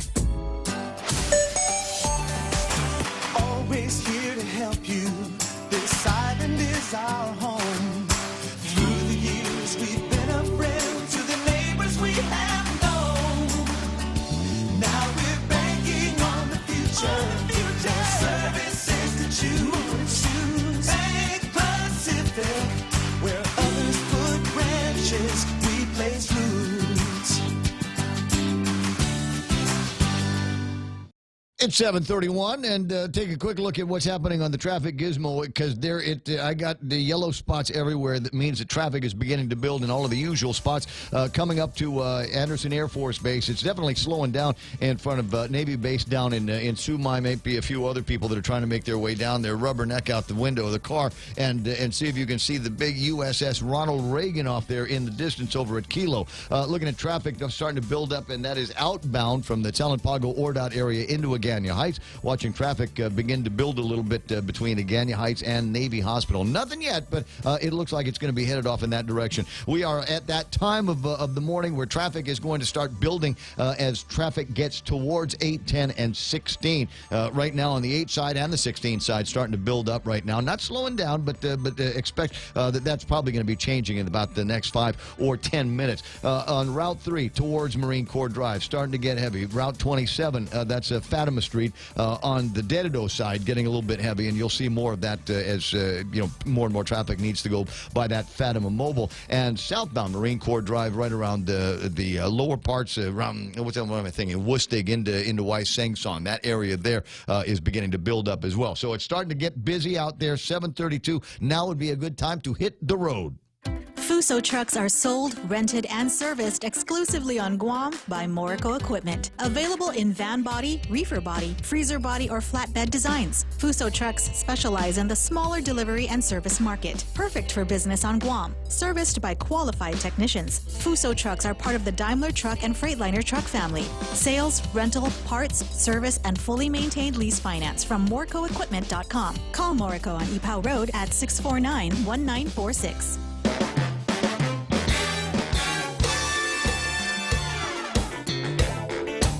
One minor correction on the extra point this morning. Jerry Roberts heard it and said, Pamela was in 1976, not 75, as he mentioned in there. That's okay. It's a long time ago. You could have just said in the 70s, and most people would have been cool with that. It's 7:33 in the morning, in the 30s. Time for headlines from the Guam Daily Post. Here's Kevin Kerrigan. Half a day and good morning, Guam. And the headlines from the Guam Daily Post this morning. The BOTA campaign of Lieutenant Governor Ray Tenorio Tony-Ada has responded to questions raised about a series of new campaign billboards that have gone up in various locations around the island. One of the billboards depicting a police officer from behind in what appears to be SWAT gear, and a quote from the Lieutenant Governor saying, "We won't rest until every drug dealer is taken off our streets." The ads went up over the weekend after the governor signed an executive order Friday creating the Bandanya 2.0 task force to crack down on crime. The Tenorio-Ada team releasing a statement in response to the questions about the billboard, saying they were designed in March of this year, produced in August, and released after the primary as planned. Any concerns with the timing are purely the notions of political operatives from our opposition, according to the statement.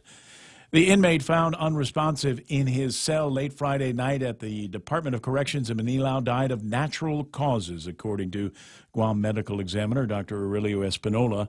Dr. Espinola said that there were no wounds on the body. He did not believe there was any foul play involved in the death of 41-year-old Louis Christopher Hokog. Hokog was found lifeless in his cell late Friday night. Medical personnel from the DOC clinic responded, began CPR, rushed Hokog to Guam Regional Medical City, where he was pronounced dead shortly after midnight early Saturday morning. Dr. Espinola said he has not yet determined the exact cause of Hokog's death. He's submitted tissue samples of his lung and heart to the Guam Memorial Hospital lab for analysis. He expects the results within a few days. An unnamed individual who found an old World War II hand grenade brought it to the Agana precinct yesterday afternoon and turned it in. Police spokesman Sergeant Paul Tapau said the individual placed the grenade on a bench outside the precinct and then notified officers inside. Traffic around the precinct was immediately closed off. The officers inside sheltered in place, and the Navy's explosive ordnance disposal team was called in and safely removed the hand grenade without incident. Authorities remind residents not to touch or pick up any explosives, even if they look old and harmless. Stay a safe distance and call 911 is the advice. For these stories and more, log on to postguam.com or pick up a copy of today's Guam Daily Post. You can almost see the guy. Just going to walk it up gently and put it on the bench. And Hey, man, is this a pineapple? Look at this. Run like See what hell I in the found. other direction. Okay.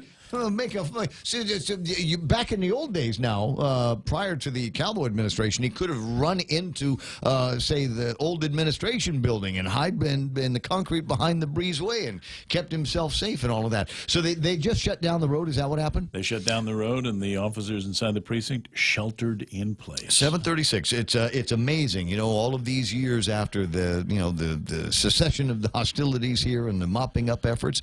Every once in a while, we'll still find something out there. Every time I see these EOD guys come by, you know, they're nonchalant. They pick it up. Oh, what do we got? Okay, put it in the box. So there we go. You know. Yep, well, all finished. And they got the coolest shorts. Did you notice that? These guys, the EOD guys, are like the rock stars of the military. And to top it off, once they get back on base, they get Popeyes. Had to go there. 737. 888-8888. That's iConnect time. Call them up and find out why they are the practical choice.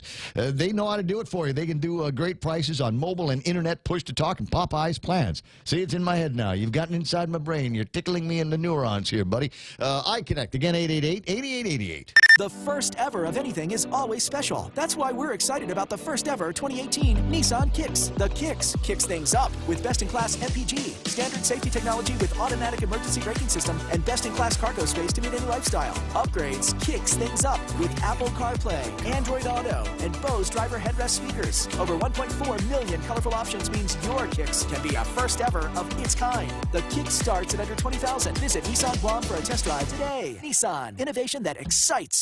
Hot pastrami. That's the big deal over at Subway these days for a limited time only.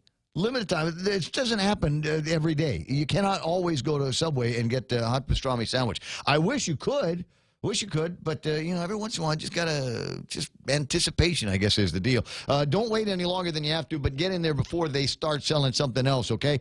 So go buy, it's the lean cuts of pastrami-style meat. Put it on whatever bread you like. Put it in a wrap. Put your favorite condiments on it. Order big or order double because people are going to want to look at that and get a bite out of it as well, and you're not going to want to share. Subway, yes, do it that way. Here at APL, our core values give the company its heart and soul. Whether it's connecting your business with our global network through our newly enhanced service or investing our efforts into giving back to the community, APL is committed to serving you. We humbly honor the opportunity to find innovative solutions for you and your business. To learn more about our enhanced service, call 588-4651 or visit www.apl.com/Guam for more details. Yeah, like Nick Perlowski says, yeah, those EOD guys are great, but if you see them running, try to keep up with them because if they're running, something's going to go. Cold Stone Creamery invites you to try banana bread battered ice cream and sea salt caramel ice cream. Salt? Ice cream? What are we talking about here, Gib? It's sea salt caramel ice cream made with premium Ghirardelli sea salt caramel sauce. So you know it's going to be good. You know it's going to be tasty. You know after the first bite, you're going to want to get up and order some more. Great new creation. Try it at Cold Stone Creamery. They're celebrating 30 years of the ultimate ice cream experience. This GovGuam open enrollment season, GRMC recommends selecting Calvo Select Care to to ensure the best care for your family, especially your children. We all hope for good health, but should an emergency arise, it's good to know your child is fully covered to receive the best medical care using the latest technology available. Your child deserves the best. Calvo Select Care is the only insurance plan that includes GRMC for GovGuam employees and retirees. GRMC, where patients are partners. Yeah, it must be open enrollment time. I talk about that. They're going to be doing it at the legislature in a couple of days. I told you that things were going to start getting a little bit thick on Route 3 as you get towards the intersection of 1 and 3, and it's happening now. Traffic beginning to slow down just in front of Stumbo. I see traffic from the ORDOT side. Looks like it's slowing down just before you get to Agana Heights. Hope there's not another accident over by the Toward Bridge. Chalampago traffic not looking so bad. Route 10 traffic right around the Payless area. You know, that's funny. Just watching this thing move, and traffic patterns can change rather drastically. So it was moving right in front of the Payless area, and then it jumped up the street to the intersection of 10 and 15. So expect some delays at the intersection between Price and 10 and 15. Route 16 towards Barragata looks like it might be thickening up and slowing down around Happy Mart. So watch out for that. Southbound Marine Corps Drive traffic from Jigo into Dededo into Upper Tumon is beginning to start to build. It's that time. 7:41 right now. Traffic happening on the point. Grilled salmon, petite sirloin. Can't decide. What are you doing? Making my top 10 list of favorite dishes at Ruby Tuesday. You really need to get a hobby. But I can't decide. There's no way I can narrow down so many classic dishes to just 10. Then it's a good thing Ruby Tuesday did it for you. It's the all-time favorites menu at Ruby Tuesday Guam. We took our most popular dishes and put them on one great menu for only $14.99. Hickory pork chop, Parmesan shrimp pasta, prime loco moco. 10 top sellers at one great price. Pick your favorite for a limited time at Ruby Tuesday Guam.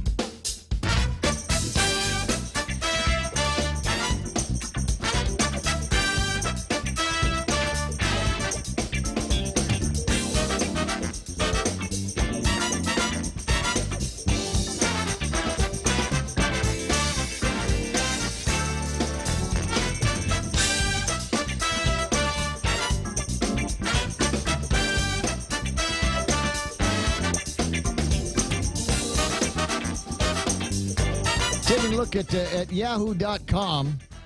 I used to have a start page on the World Wide Web. I don't have one anymore. It was something that Google put together. It's like iGoogle, and they stopped for whatever reason. They stopped doing it. I never understood it. And you could designate it as when you opened up your browser, that was the start page, and it would give you local weather, it'd give you local news from whoever had RSS feeds, and everybody has RSS feeds. Give you sports, tell you what the last couple of tweets were, what was happening on your Facebook profile. So it was all kind of in one place. So I've been trying to look around and people were writing widgets for it. So if there was something in particular that you wanted, Forex or gold prices or whatever, if there was some place where you could aggregate the information, you could take that and stick it on the page. But for whatever reason, they stopped doing it, and I've never found a suitable replacement. And I continue searching, though. Even though I've never found one, I continue searching because I want to find something like that. So I've been checking out the Yahoo page, Yahoo.com, which is an interesting start page, and just to see, if for no other reason, because it has news that I would normally just ignore. But I recognize that there are people that live and die with this stuff, right? As an example, under sports, you know what the big story is under sports today on Yahoo.com? You think it has anything to do with Monday Night Football? Or Sunday Night Football? Do you think it has anything like that? Sports, the biggest story right now in sports in my mind is the fact that the New England Patriots have lost 2 out of their first 3 games. Okay, so the sports deal here is, who is Tiger Woods' girlfriend, Erica Herman? Everything to know, and then you'd click on it, and then you'd know everything to know about Erica Herman, who's the Tiger Woods' girlfriend, right? Yeah. And then under U.S., there's all these stories about this Kavanaugh guy. Kavanaugh friend Mark Judge reportedly admitted to taking turns having sex with drunk girl. It's an amazing universe at Yahoo.com. Under business, You think they're talking about why the Dow went backwards 181 points? No.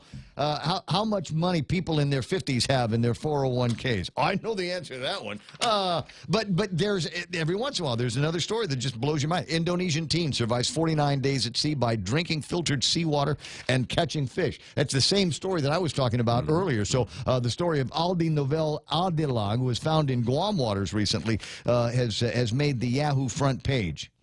The reason Princess Anne refuses to shake hands with us commoners. Drama over Prince Eugene's wedding date, and it has to do with Prince Harry and Meghan Markle. So this is probably Kyle Jenner and Jordan Woods wear matching latex dresses.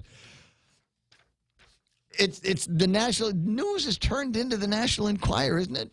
It's not national news if it's on Yahoo. I was going to say. A very interesting kind of commercial that you might have heard in there for Guam Regional Medical City, making an endorsement.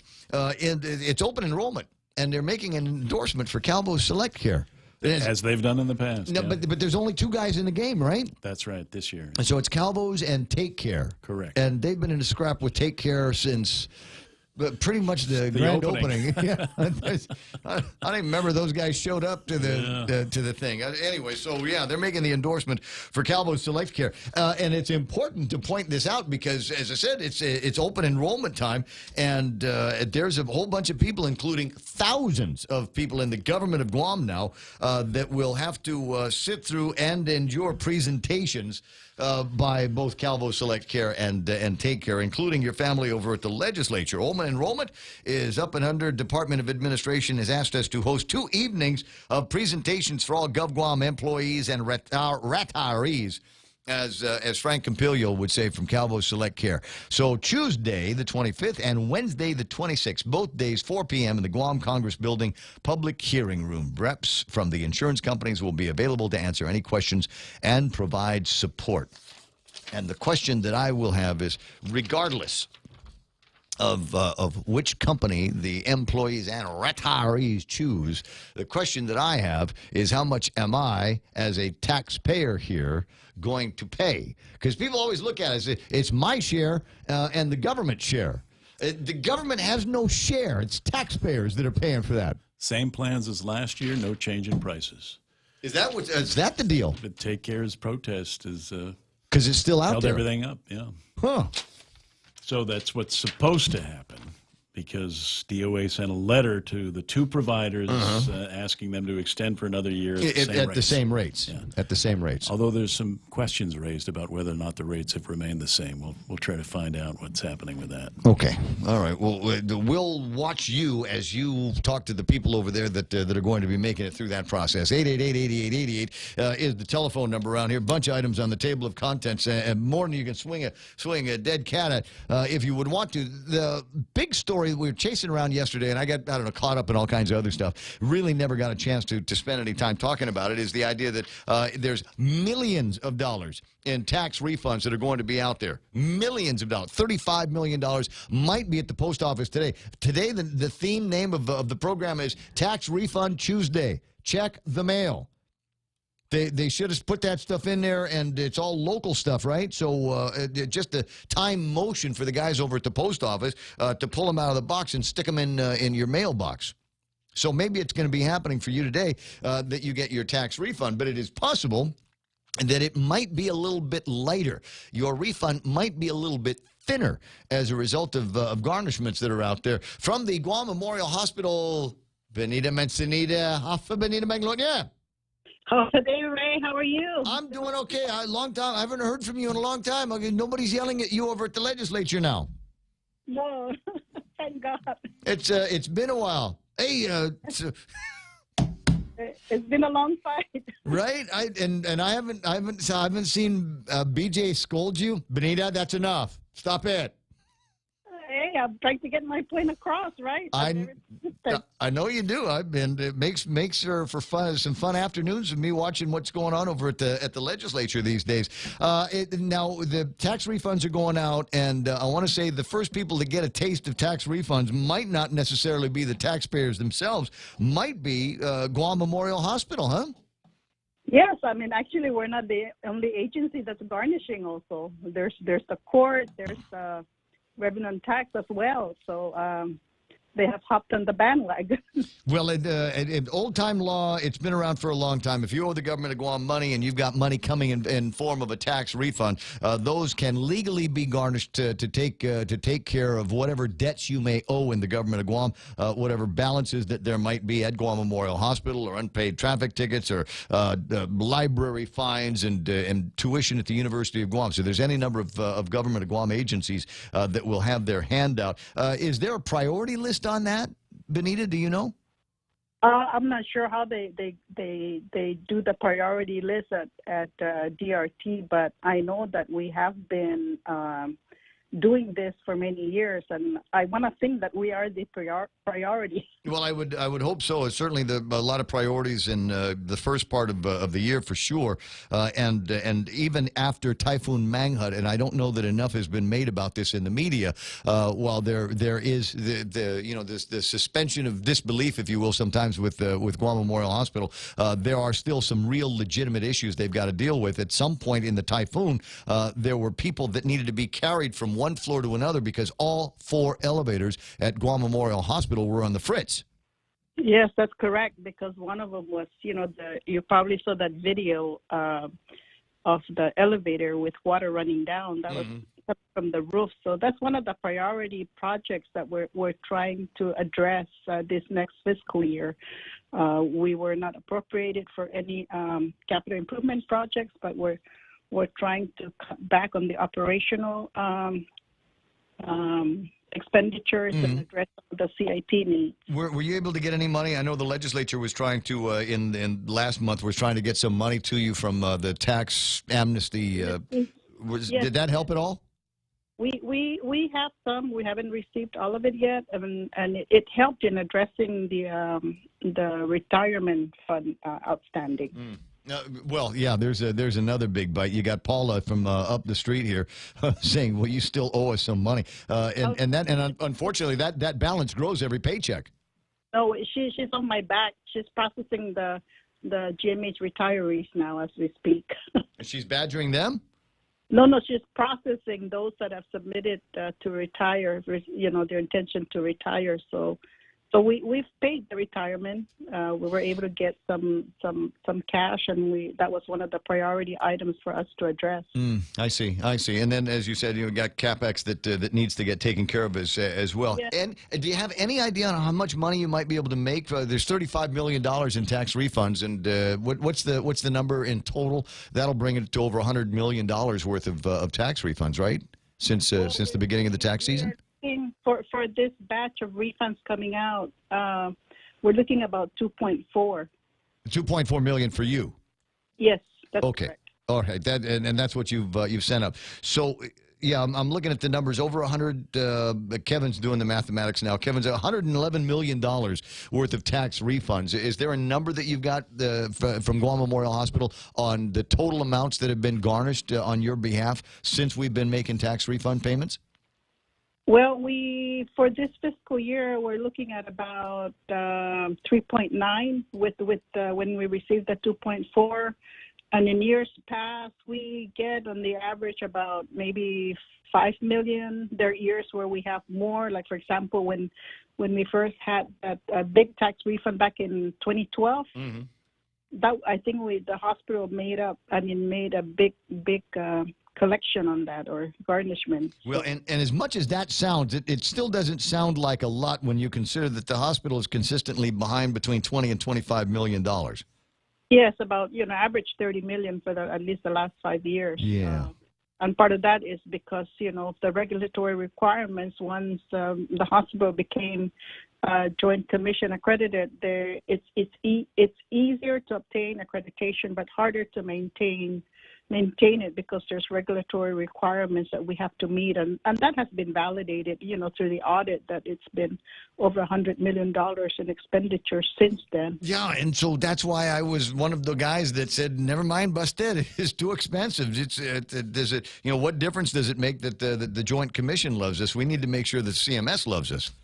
Yes, so we're off. The CMS has accepted our correction action plan, so we've always been trying to address and ensure that we meet the conditions of participation for CMS, because that's very critical, because that's where the hospital gets its money. So the question that comes up every once in a while, somebody will ask me, they'll remind me that Joanne Brown, while not detailed, I recall the governor's office had sent Joanne Brown over to see if she could offer any assistance. Is she still coming around every once in a while, say hello, and buy you guys coffee downstairs? And Well, we've met a couple of times. She's helping with the messaging, because I guess the hospital wasn't really doing good in getting our message across, because we're really busy trying to manage the hospital and get our heads above water. Well, what message would you like to get across? That the hospital, we treat everybody that comes here, but we don't get paid for the services that we provide, and we have been underfunded for decades, and we do need to be subsidized. Who didn't get that message? I'm sorry. That goes back. That's like, you remember when Burton Pinko was telling people in the 70s to wave? We've been hearing the same thing from Guam Memorial Hospital since about the 1970s. We need subsidies. We're underfunded. Nobody pays. That's an old song. You don't need Joanne Brown to tell you that song. We'll make a jingle. Let's make a jingle. Maybe they'll listen to her more, the legislature, because when we go there, a couple of times I was shut down. I was not allowed to speak when I wanted to clarify some points, some issues that were raised by other people, that they were sending out wrong information, and that's not good when you're basing your decision on wrong information that's been put out by certain people. Yeah, but it's I don't know. Maybe sometimes it's because I listen to it. It always sounds like you're starting a new fight.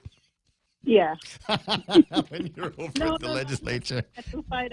I'm happy that at least the legislature, for the first time in GMH's history, is being appropriated, subsidy of $30 million for operations. But we still need. We also requested in our budget submission for 19. $104 million for capital improvement projects, because the hospital really hasn't been addressed for a long time, and there's a lot of old equipment that we're still in use. I mean, it's way past its useful life, but it continues to be placed, in service, because we don't have any other alternatives. No replacements and no spare parts and all of that stuff. Listen, 7:57. I've just about got to run here, Benita. It's always nice talking with you. But the last thing I'm going to ask you is your bota in? My bota in? Is your bota in? Hey, there's not politics here. What do you mean there's no politics at the hospital? Come on, Benita. Everyone, look, Jesse Lujan. Look, Jesse Lujan left Carl for Ray. Okay. That almost sounds dramatic, doesn't it? It sounds like Hollywood. Jesse Lujan left Carl for Ray. Hey, you have to. All right, you don't have to tell me. Hey. No, but you have to agree that we have done great in the last 8 years. We have done, we've been paying tax refunds. I don't have to agree with anything. I can think on my own. Thank you. Benny, I got to run. I'll talk to you pretty soon. Okay. It's 7:57 in the morning. 888-8255. That's it. See, I cut her off, right? She was about to get spinny. She was about to go oil on me. No. Buster, we'll work on the bota a little bit later on. And the interesting, I started to read this a little bit earlier. For no other, I'll just say, I'm going to say this on the radio. I'll say it in front of God and everybody. And I look for these in particular, and I'm disappointed when I don't pick up a story from Jeff Marchessault at the PNC where I don't learn a new word or hear a word that I like being used in a sentence. I like the word excoriated. Then it didn't necessarily, you want to use that all the time. Excoriated. Say it. It's going to roll off your tongue. Yeah, excoriated. Sounds like something's being removed forcefully. The signs sprouted up over the weekend straight after Governor Calvo excoriated a news reporter for even suggesting that he and Ray Tenorio's special press conference launch of the Mandania 2.0 expansion program last Friday at Adelup could possibly be politically timed and motivated. This at a juncture when political observers characterized Tenorio's campaign for governor as a movement flailing in damage control mode. now that Tenorio has been charged with several criminal misdemeanors in connection with his police gun-grabbing incident last July. Quote, I was just wondering if the timing of this task force coincides with the publication of the Lieutenant Governor's Superior Court case. A reporter had the temerity to ask Governor Calvo. That's the strangest question I've ever heard, he snapped back. How dare you ask that question? No offense to the media. We have criminal activity that is going on. If you think this is being politicized, you don't know me as a governor. And then all of a sudden the signs start popping up. So we do know you as governor. And you got a problem, Gov. Your optics people suck. Your messaging people suck. That's what it is. It's 8 o'clock in the morning where KUSG had gotten you. Fox News is next. There will be a vote. I'm Rich Dennison, Fox News. Senate Majority Leader Mitch McConnell today accusing Democrats of a smear campaign against Supreme Court nominee Brett Kavanaugh, promising an up or down vote in the near future. Senate Democrats and their allies are trying to destroy a man's personal and professional life on the basis of decades-old allegations that are unsubstantiated and uncorroborated. Democrats are calling for confirmation hearings on Kavanaugh to be postponed as accusations of sexual misconduct by the nominee from at least 2 women are investigated. Kavanaugh denies all of the claims. President Trump staying tight-lipped on the fate of Deputy Attorney General Rod Rosenstein, but says he hopes to figure out what's going on when the two meet later this week at the White House. When I get back, we're going to have a meeting. I spoke with Rod today, and we're going to have a meeting on Thursday when I get back to the White House. Rosenstein, who oversees the special counsel's probe into Russian election meddling and possible ties to the Trump presidential campaign, came under fire after a New York Times report published last week. That report claimed the second-in-command at the Justice Department raised the possibility of secretly recording the president and of invoking the 25th Amendment to remove the president from office. Rosenstein has issued several statements denying any such conversations took place. President Trump today signing a new trade pact with South Korea's leader while meeting with President Moon at the UN. And I think it's a very exciting event. It was a long time in coming, and it's a basic redoing of the agreement that was done before, which was a very unfair agreement for the United States. President Trump also saying he'll meet with North Korean leader Kim Jong-un in the near future. A site or date for that second summit hasn't been announced. Fox News, fair and balanced.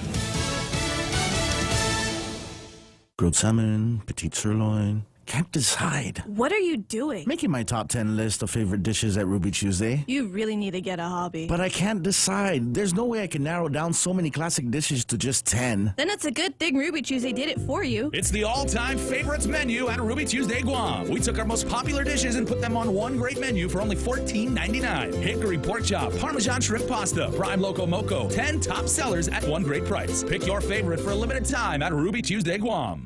Sometimes a penny saved can lead to much more than a penny earned. With GPA Energy Sense rebate program, the power is yours. Earn money back while saving on your monthly power bill. GPA Energy Sense rebate program will help lower your initial costs when purchasing approved GPA energy efficient appliances and upgrades with monthly savings you can expect. For more Energy Sense saving ideas, visit GuamPowerAuthority.com or like us on Facebook. GPA, bringing energy solutions to you. China hitting back at the U.S. over the latest round of tariffs. China has accused the U.S. of trade bullying after a new round of U.S. tariffs on Chinese goods kicked in. The U.S. imposed tariffs on a further $200 billion worth of Chinese products, the largest round yet in the escalating trade war between the economic powers. The tariffs are in response to what the U.S. says are unfair trading practices by China. Beijing has retaliated with tariffs on $60 billion of U.S. goods. The latest move takes the total amount of Chinese imports hit by U.S. tariffs up to $250 billion. This means that about half of all Chinese imports to the U.S. are now subject to duties. In London, Benjamin Hall, Fox News. The Federal Reserve set this week to raise interest rates for a third time this year to prevent the economy from growing too fast. But analysts say President Trump's trade fights and new tariffs may force the Fed to slow down its hikes. Weight Watchers is doing some rebranding. You could say the name of the company has lost some weight. From now on, Weight Watchers will be known as WW. The company wants to focus more on overall wellness and not just dieting. Its app will offer tips and meditation and give out rewards for tracking meals and exercise. WW has seen a rise in subscribers. The increase has a lot to do with Oprah's decision to invest in the company 3 years ago. WW had 4.5 million subscribers at the end of June. Carol Zimmer, Fox News. An investigation underway in Texas where 2 pallets of ripe bananas donated to a prison were found to be rife with cocaine. The drugs were discovered by corrections officers picking up the pallets. 540 bags of coke were found in the 45 boxes of bananas worth about $18 million. I'm Rich Dennison, Fox News Radio. Family Finance, serving the people of Guam since 1959. Now you can start planning for the holidays by getting a personal Christmas loan from $1,000 up to $3,500. Family Finance has 3 convenient locations to serve you. Give them a call in Dededo, 633-4473, Hagana, 475-4545, and the Upper Tumon location on the 2nd floor of the Pacific Building at 647-5626. Get your Christmas loans today from Family Finance. Taste the sizzle at Chili's with our new fajita flavors. Our signature fajitas are served with sliced bell peppers, caramelized onions, topped with chipotle garlic butter, and chopped cilantro. Build your fajita with over 16 ounces of tender grilled chicken, juicy steak, and a dozen pieces of seasoned grilled shrimp in the family fajita trio. All served with warm flour tortillas and fresh toppings like mixed cheese, guacamole, salsa, and pico de gallo. Experience bold, sizzling fajita flavors only at Chili's. More life happens here. KFC has finally answered the world's most important question. What came first, the chicken or the egg? And the answer is both. Introducing KFC's KFC AM, their new Southern and local-inspired breakfast. AM-loaded platter with chicken fried rice, waffles, and Colonel's chicken congee. KFC also has your all-time favorites, AM chicken and egg wraps, Southern biscuit and sausage sandwich, and hash browns. So for finger-licking good mornings, AM will never be the same at KFC. KFC, it's finger-licking good. Are high power bills sending your budget into chaos? Take control with the help of Micronesia Renewable Energy. Using the highest quality panels, a solar energy system from MRE will guarantee to save you money on power. With MRE, Christmas starts in September. With every solar energy system, homeowners not only get $400 for signing up, but also an entry for a chance to win $1,000 in cold, hard cash, just in time for Christmas. It pays to be an MRE customer. Conditions apply. Call 632-2613 for details. MRE, the smarter choice. Honolulu, Seattle, LA, Vegas, Chicago, New York.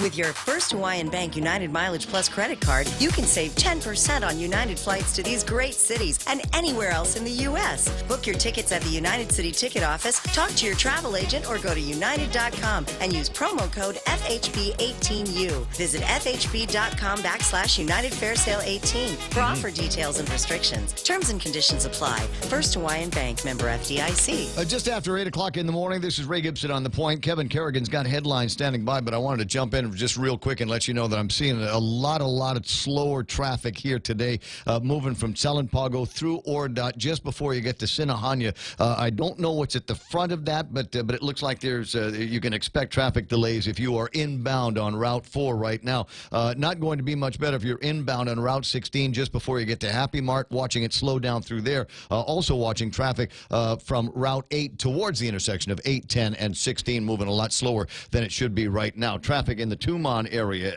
from Santos Hill into Tumon around the duty-free curve is starting to go slow for whatever reason, and traffic in front of Guam International Airport also moving slow. There was a slow-moving line. Now it's just a big line of traffic that is at Y Sang Song. So it looks like for whatever reason, I don't know, is it raining outside?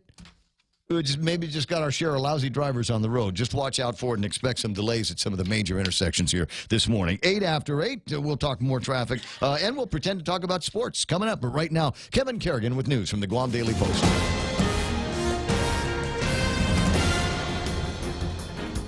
Half a day and good morning, Guam. News time here at The Point is 8 minutes past 8 a.m. this Tuesday morning. I'm Kevin Kerrigan. Here's a look now at some of the top stories from the Guam Daily Post.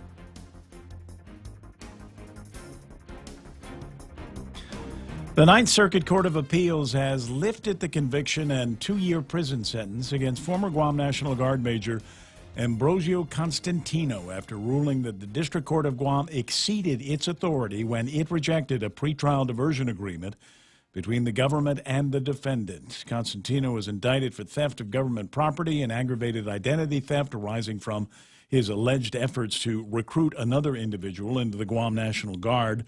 The government and Constantino intended to enter a pretrial diversion agreement that would have postponed prosecution for 12 months in exchange for Constantino's acceptance of responsibility. The district court, however, initially rejected that agreement. The case proceeded to trial. Constantino was convicted, but he appealed, and the Ninth Circuit has now agreed the case has been sent back to the district court to allow the parties to enter into the original pretrial diversion agreement or proceed again to trial. The BOTA campaign of Lieutenant Governor Ray Tenorio and Tony Atta has responded to questions raised about a series of new campaign billboards that have gone up in various locations around the island. One of the billboards depicts a police officer from behind in what appears to be SWAT gear, and a quote from the lieutenant governor saying, "We won't rest until every drug dealer is taken off our streets."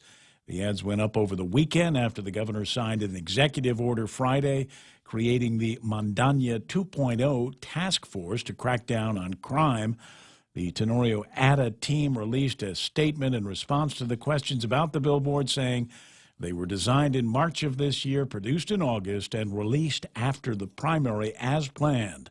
Any concerns with the timing are purely the notions of political operatives from our opposition, according to the statement. We'll have more news after this. No one ever plans to be sick, especially when you're young. But sometimes things happen, and there you are with huge out-of-pocket expenses. And if your care requires you to go off-island because your insurance doesn't include GRMC, you have hotel, food, and transportation costs on top of your medical copay. If you're a GovGuam employee or retiree, choose Calvo Select Care. It includes GRMC. And should an emergency arise, we're right here. GRMC, where patients are partners. Always here to help you. This island is our home. Through the years, we've been a friend to the neighbors we have known. Now we're banking on the future. Services to choose. Bank Pacific, where others put branches, we place roots. 12 minutes past 8 a.m. here at The Point. Although the first round of mediation talks last week failed to reach a global settlement for all of the nearly 200 sexual abuse plaintiffs, Archbishop Michael Burns said that the Archdiocese remains engaged in the process. "We bear responsibility. We are culpable," Burns said in a pastoral letter to island Catholics over the weekend. However, we can ensure that the rest of the history of the Catholic Church on Guam from this point on is one that unequivocally replaces the evil of child abuse, states the pastoral letter.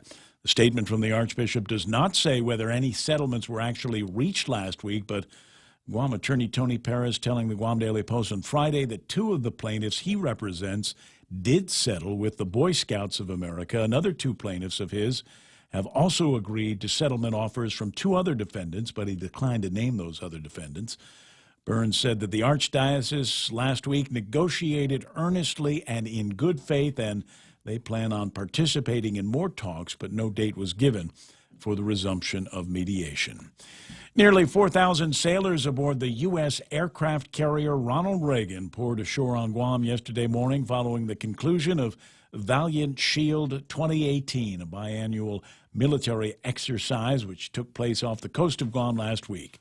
The arrival of the sailors expected to give a big boost to the local economy. Chamber President Catherine Castro noting that in past years, the Chamber has estimated the sailors spent about $200 apiece each day they were on island, adding that that number has likely risen. Businesses around the island are gearing up for the anticipated influx. For these stories and more, log on to postguam.com or Pick up a copy of today's Guam Daily Post. Ray and Mike now. Take a look at weather. Yeah, see if there's anything on the new on this 94W in a second. The forecast for today, partly sunny, isolated showers, possible thunderstorms, southwest winds up to about 15 miles an hour, decreasing overnight. Expected highs lingering around 86 degrees. Overnight lows near 78 degrees. Watch the sun come up tomorrow morning at about 10 after 6 o'clock, and we'll watch the sunset tonight at about quarter after 6 if the weather holds out for it, and I actually hope that it does. Let me just refresh the weather radar, and we'll get a quick view at what the clouds are going to be doing here for the next couple of hours, and then we'll take a look at the satellite imagery and see if there's any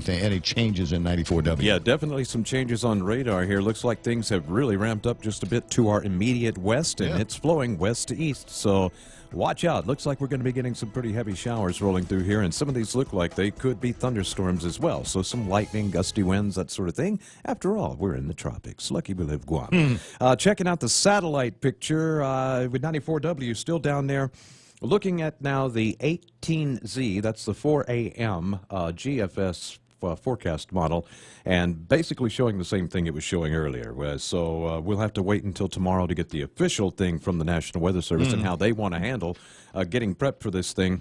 But I got to say, judging on what I'm seeing based on both of the major models, it's a good idea to be getting your green waste cleaned up and start getting things prepped up, because one way or another, we're probably going to get some pretty significant rain this weekend, and we may be getting a full-fledged storm. All right, and the word on your green waste is they've extended that until October the 5th. We'll talk about that here in just a second. But this was the blurb that was part of a weather package that came out of the National Weather Service in the last couple of hours. A broad, weak circulation, Invest 94W, is currently located north of Pohnpei. The system is being monitored closely for possible development over the next few days.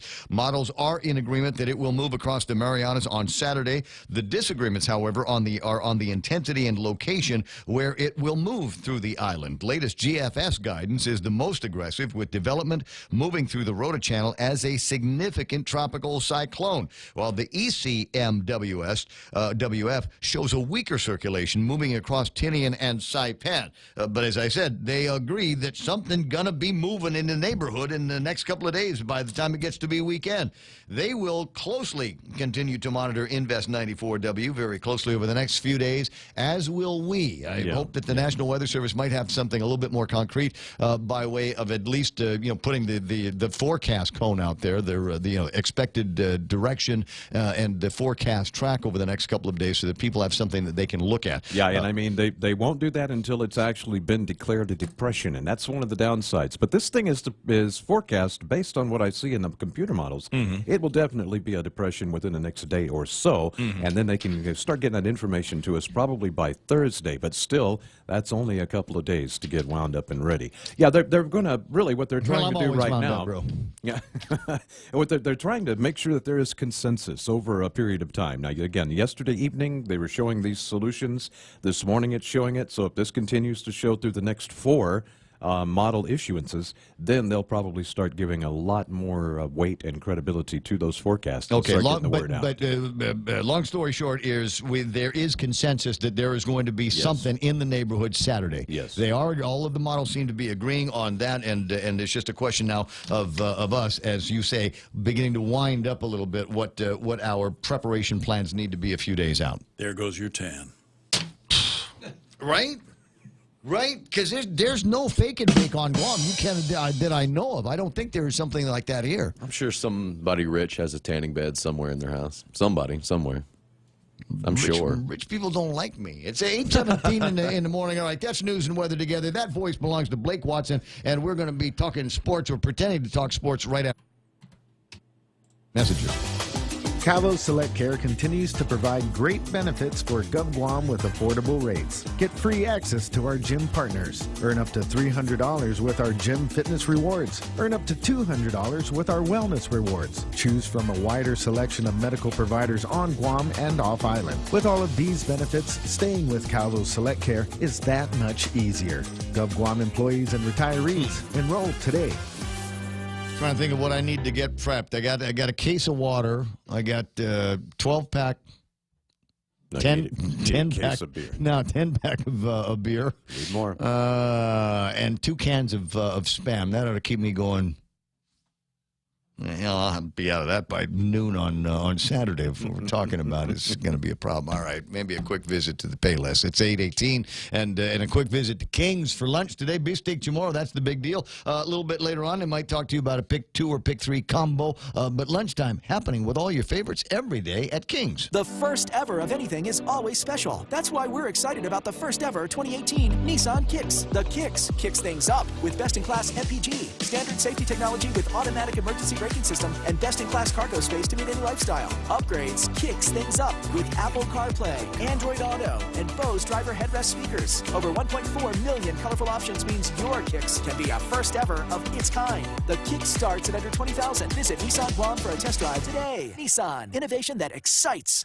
Portions of the Ray Gibson Show here brought to you by all kinds of people. My friends over at Atkins Kroll. You might recall we were making a big deal about buying raffle tickets, and we'd like to now say congratulations to Shandy Ye from City Hill. She won a 2019 Lexus ES350 at the Red Ball. So we say congratulations to you. We say thanks to AK for supporting the American Red Cross. Also brought to you by American WaterTech. Smarter water, better water. Also brought to you by American President Lines. Yeah.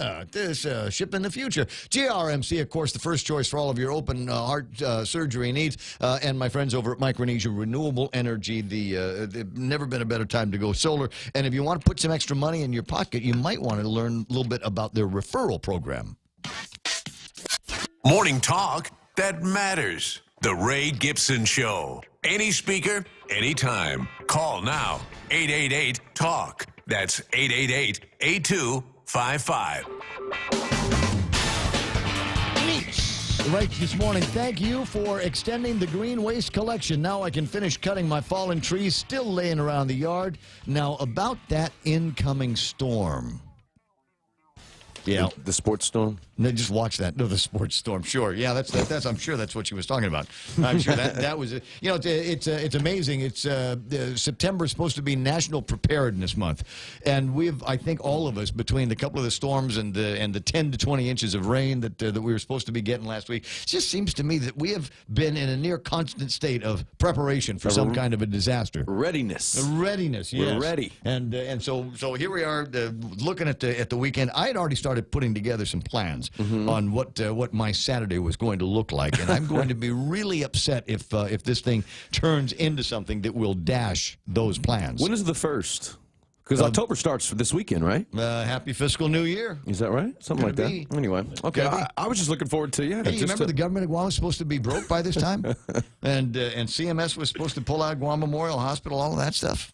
Those were the big stories that we were looking at for October the 1st of 2018. And here it is creeping big up. stories next week. Yeah, here it is creeping up. And that's Monday. Might want to start prepping, pre-writing those stories, just in case this thing fizzles out. We don't have anything else to talk about. 8:21 in the morning, and time for sports with Blake.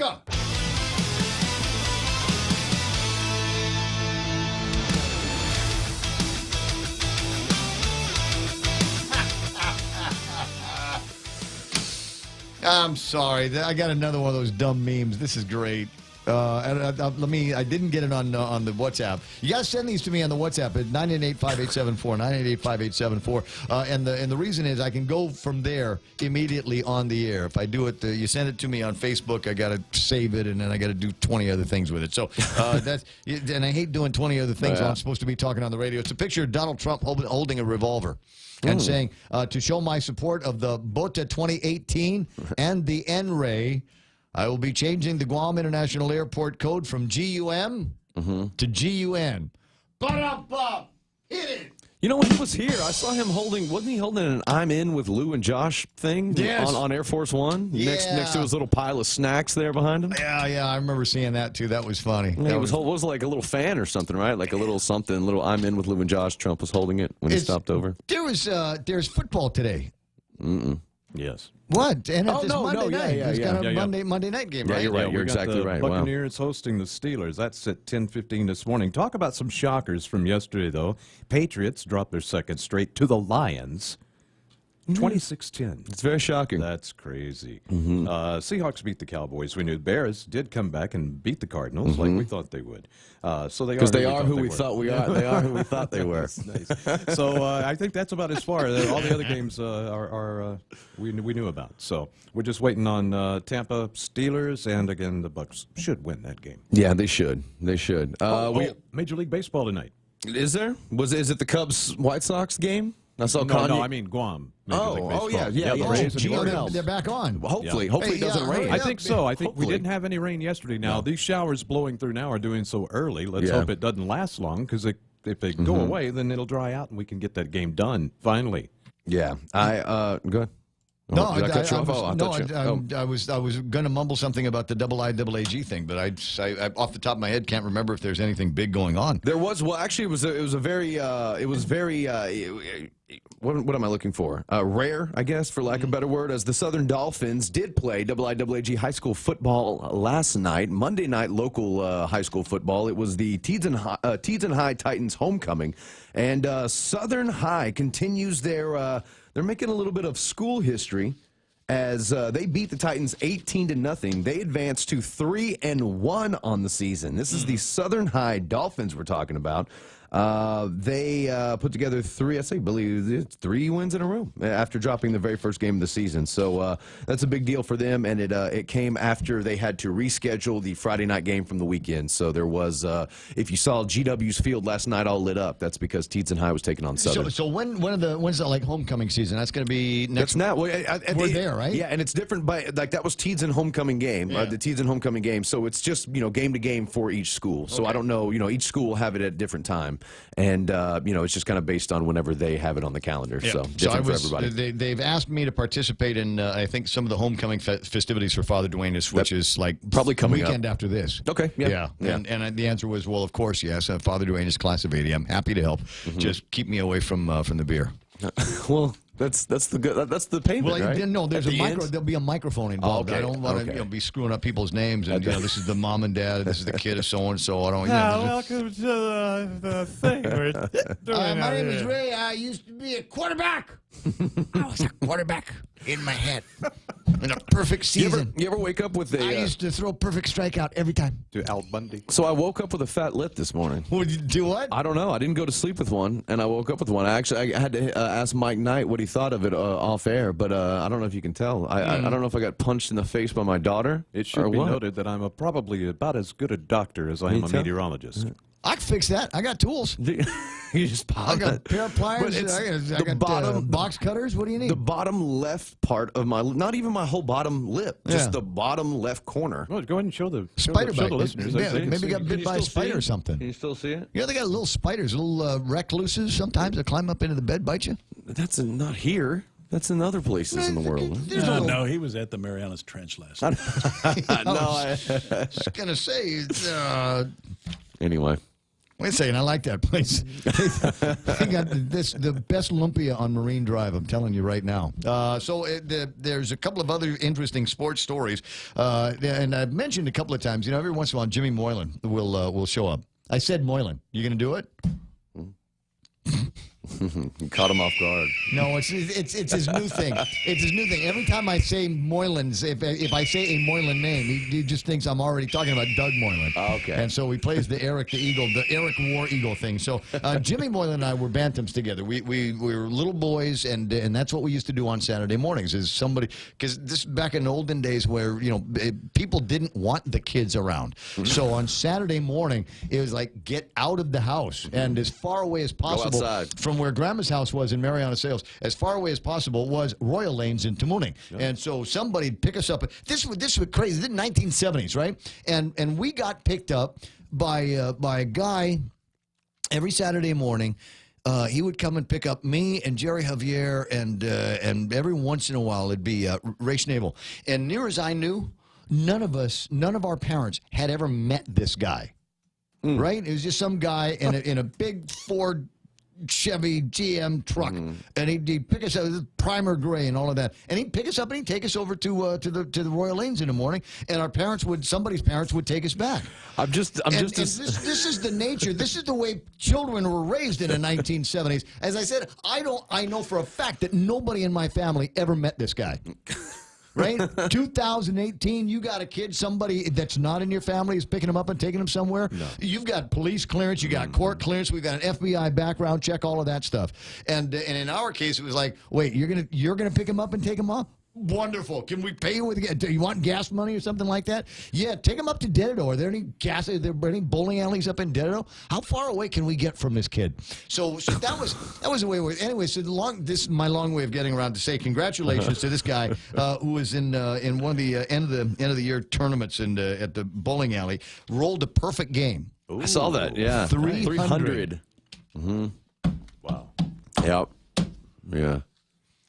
A month of practice, dude. How do you that's one of those things though, like I've gotten not pretty close, but pretty close for the average person who doesn't bowl that often, maybe like through 5-6 frames, I'm still riding, but I can't mentally, it's like pitching a no-hitter, I can't. Well, if you just I'll start getting inside my head. If you just close every frame, that's a 200 game. Yeah. Right? Right. So imagine, how much better it would be if you were with the specialized mathematics that is involved in bowling scoring, to be able to close it, to make a strike every single time. That's how you get to 300 in these games. And it's a fascinating thing to watch when somebody is on that kind of streak. I've been in bowling alleys when you're in the sixth frame and working into a seventh frame, and all of a sudden you hear that sound of a strike going down, and then the bowling alley goes silent. It goes absolutely quiet, and everybody in the world is crowded behind these two lanes.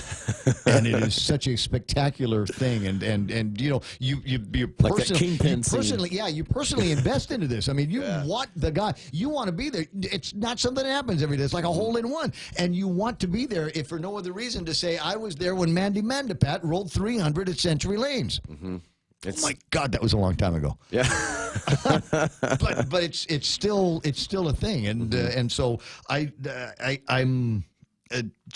I'm caught up with this story. I think it's great. And guys that have bowled perfect games will tell you that they never ever thought that they would, but that particular game they just got into a groove and they couldn't miss. Yeah, and it was just one of those things. And congratulations. And that's one of those things too. When you're there, I almost think even to the person that's that's doing the bowling, like even that person's kind of on autopilot. You know what I mean? Like even they're kind of like inside their own head watching it all happen and not really having an explanation as to how they keep stepping up to the line with the pressure and then boom, bang, and do that as many times as you get up there. It's just incredible. So it's one of those things. I wish there was video of this to watch and watch him watch the ball. Yeah, but, it's the same stroke every time. But to watch the crowd begin to gather behind him and people starting to hope to be there to watch this happen, this once in a lifetime thing happen to him. So congratulations to Mr. Camacho. What's the kid's name?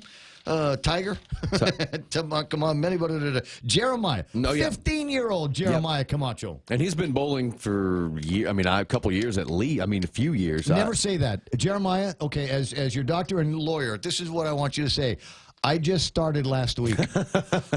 I don't know. I picked it up. I was here, they said there was going to be girls, so I came and just threw the ball. And what did I know? 300. Is that good? 300 is good? Did I break it? Is that bad? High score, is that bad?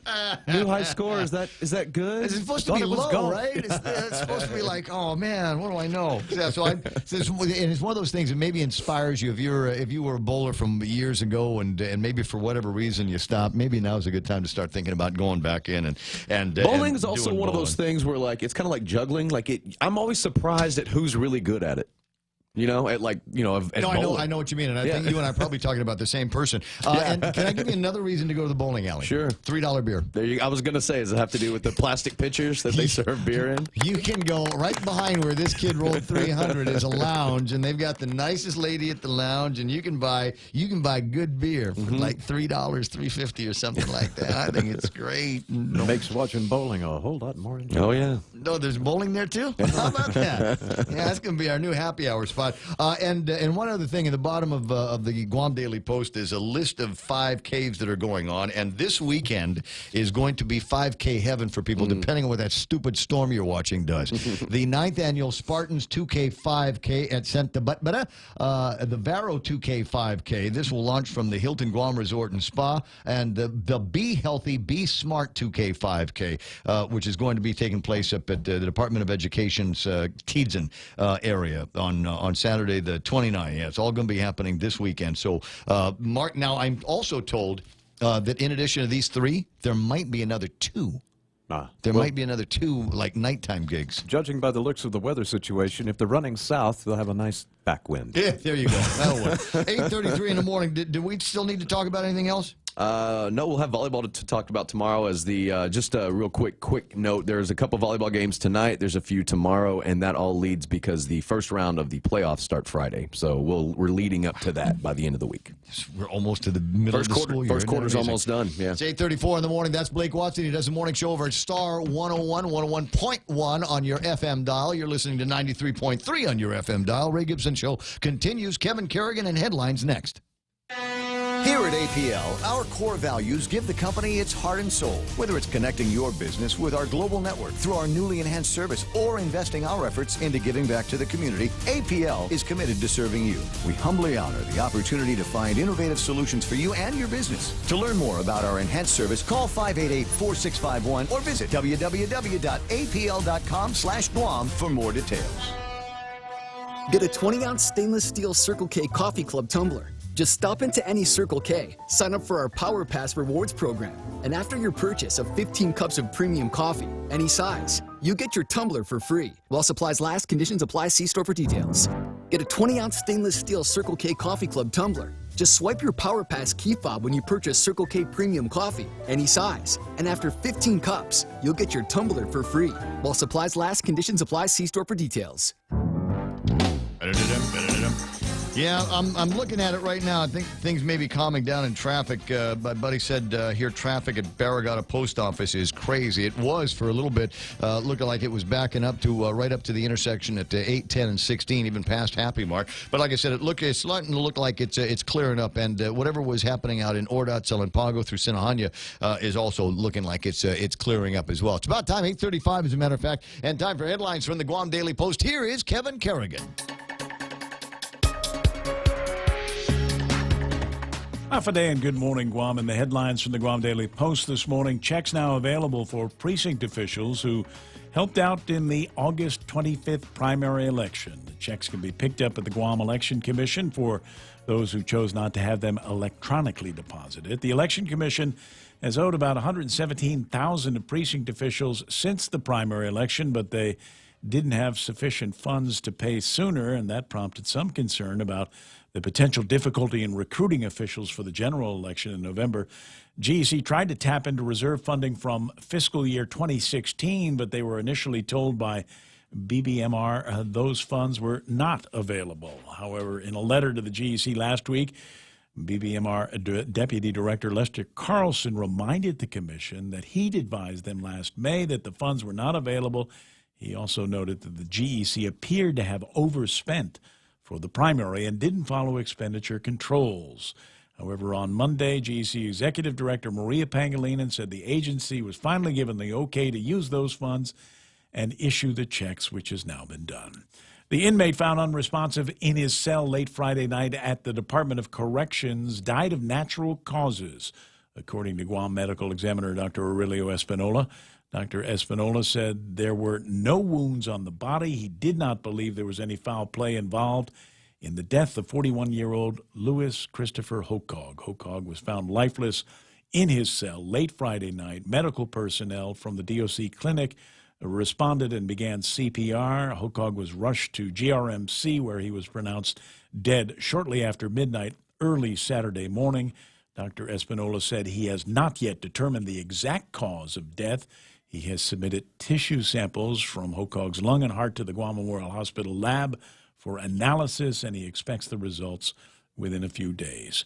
The former campaign co-chair, along with the former campaign manager for the Gutierrez Bordallo ticket in the Democratic primary election, have now thrown their support behind the Republican gubernatorial team. Jesse Lujan was Gutierrez's campaign co-chairman, and Vic Gaza was the former governor's campaign manager. Both are now supporting Republican gubernatorial nominee Ray Tenorio and his running mate Tony Ada. Lujan and Gaza are seen in a picture posted over the weekend on the BOTA Facebook page, which proclaims all are welcome, join the movement. The caption welcomes them and other Gutierrez-Bordallo friends and family who are seen standing together with Tenorio Ada and their family members. For these stories and more, log on to postguam.com or pick up a copy of today's Guam Daily Post. Okay. Thanks, Kev. I'll see you pretty soon. You have a great day chasing news stories for the Guam Daily Post. It'll be fun to read up on your activities first thing tomorrow morning. It's 8:38, almost 8:39. We'll call that iConnect time. These guys, the practical choice. Call 888-8888 and find out how practical they can make your expenditures for telecommunications and things like mobile plans and internet, even push to talk. 888-8888.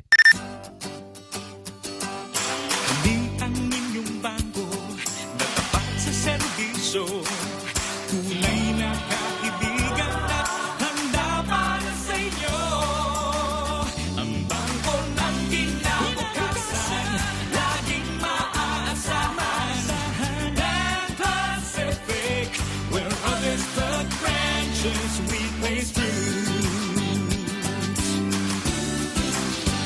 It's at Wendy's. The new Harvest Chicken Salad truly delivers on all of the flavors of fall. And when I say all of the flavors of fall, I literally mean all of them. Listen to the lineup. We'll start with lettuce. And then the red apples and green apples, because there's a difference. There's a difference between the two flavors. Dried cranberries and the perfect combination of applewood smoked bacon and crumbled feta cheese. And again, there's chicken on this. New salad coming with apple cider vinaigrette dressing and just for more flavor, more texture, sugar roasted walnuts. This is 2 days worth of eating right here. It's one salad. Find it over at Wendy's today. The Extra Point with Jerry Roberts of Guam Training every morning on The Ray Gibson Show. If you're going to grow a business, you need to find good talent, workers who can push the limits and take your company to a new level. I'm Jerry Roberts, and at 7:20 a.m. on The Ray Gibson Show, we'll give you some hiring advice on how to land them and keep them. You can find daily transcripts of The Extra Point by Jerry Roberts at guamtraining.com. Tune in every weekday morning at 7:20 for The Extra Point with Jerry Roberts on The Ray Gibson Show on 93.3 The Point.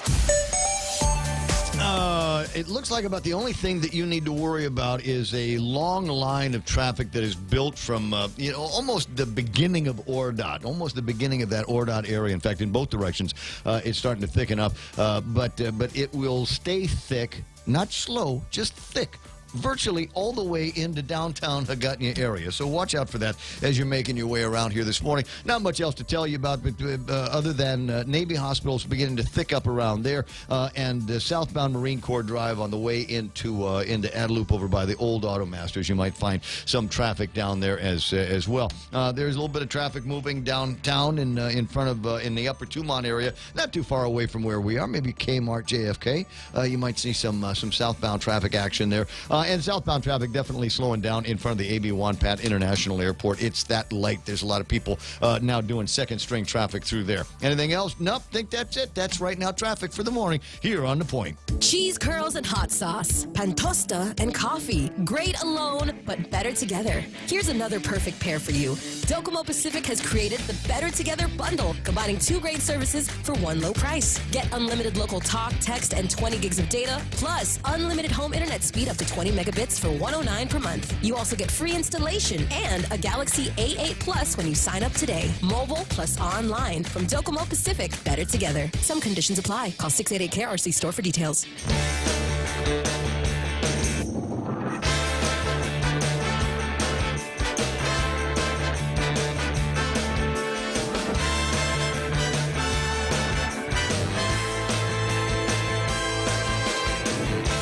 In the morning. I know how young Jeremiah Camacho felt when he hit 300, because I do it every day on this show. I know that feeling. I have a perfect day, a perfect game. I get in here at 4:45 in the morning and start going through the newspaper, start going through all the stories and reading my WhatsApps and emails that came in the night before. And that's the prep I get, about an hour and 15 minutes worth of prep before I go on the air. And then I get to sit down with Mike. Then I get to sit down with Kevin and everybody on Facebook Live. And there's a ton of you, and it's a growing number of people, too. And do me a favor. There's a share button on the screen or on the phone. Hit the share button and share this program among your friends. I like to make new friends. I like to meet new people. And I'd love to get different opinions on things that are floating around. Hey, you know what? We haven't done the cheers thing for a little bit. Maybe press the button there. Sometimes you want to go where everybody knows your name. Always glad you came. You wanna be where you can see our troubles are all the same. You wanna be where everybody knows your name. Some of you may have noticed that I'm popped my collar today on my Hang 10 shirt. I'm wondering if I've just forgotten something, and the answer is no. I like it this way. I want to bring this style back. I think everybody that wears a polo shirt, by law, I think should pop that collar a little bit. A little bit of a bend here on the front tabs. I know. I know you're going, it looks dorky, Ray. Make it stop. Make it go away. But I kind of like that look. Anyway, 8:44 in the morning. I saw Darlene Bloss there a second ago. Frankie Gutierrez. This is great because I like everybody here. I know you. I know all of you. Jerry Roberts. I see Sonny Cruz saying, Bola, Balabola. What are you referring to there? Pam Duvall, Eunice Mendiola, Hava Ryan Nicholas, Vivian Castro Leon, Rhea Babauta Garrido, Carlos Barreto, Hoffadude, Clint Jane, Renee and Pat Tigui. I see Andy Tidinko, Jennifer Louise Dula, Nick Perlowski, Linda Gabriel. Interesting remark here from Joe Santos Servino. He's got a P-E at the end of his name. I do too. I'm a CBT. It's serious now. CBT, short for Certified Broadcast Technologist.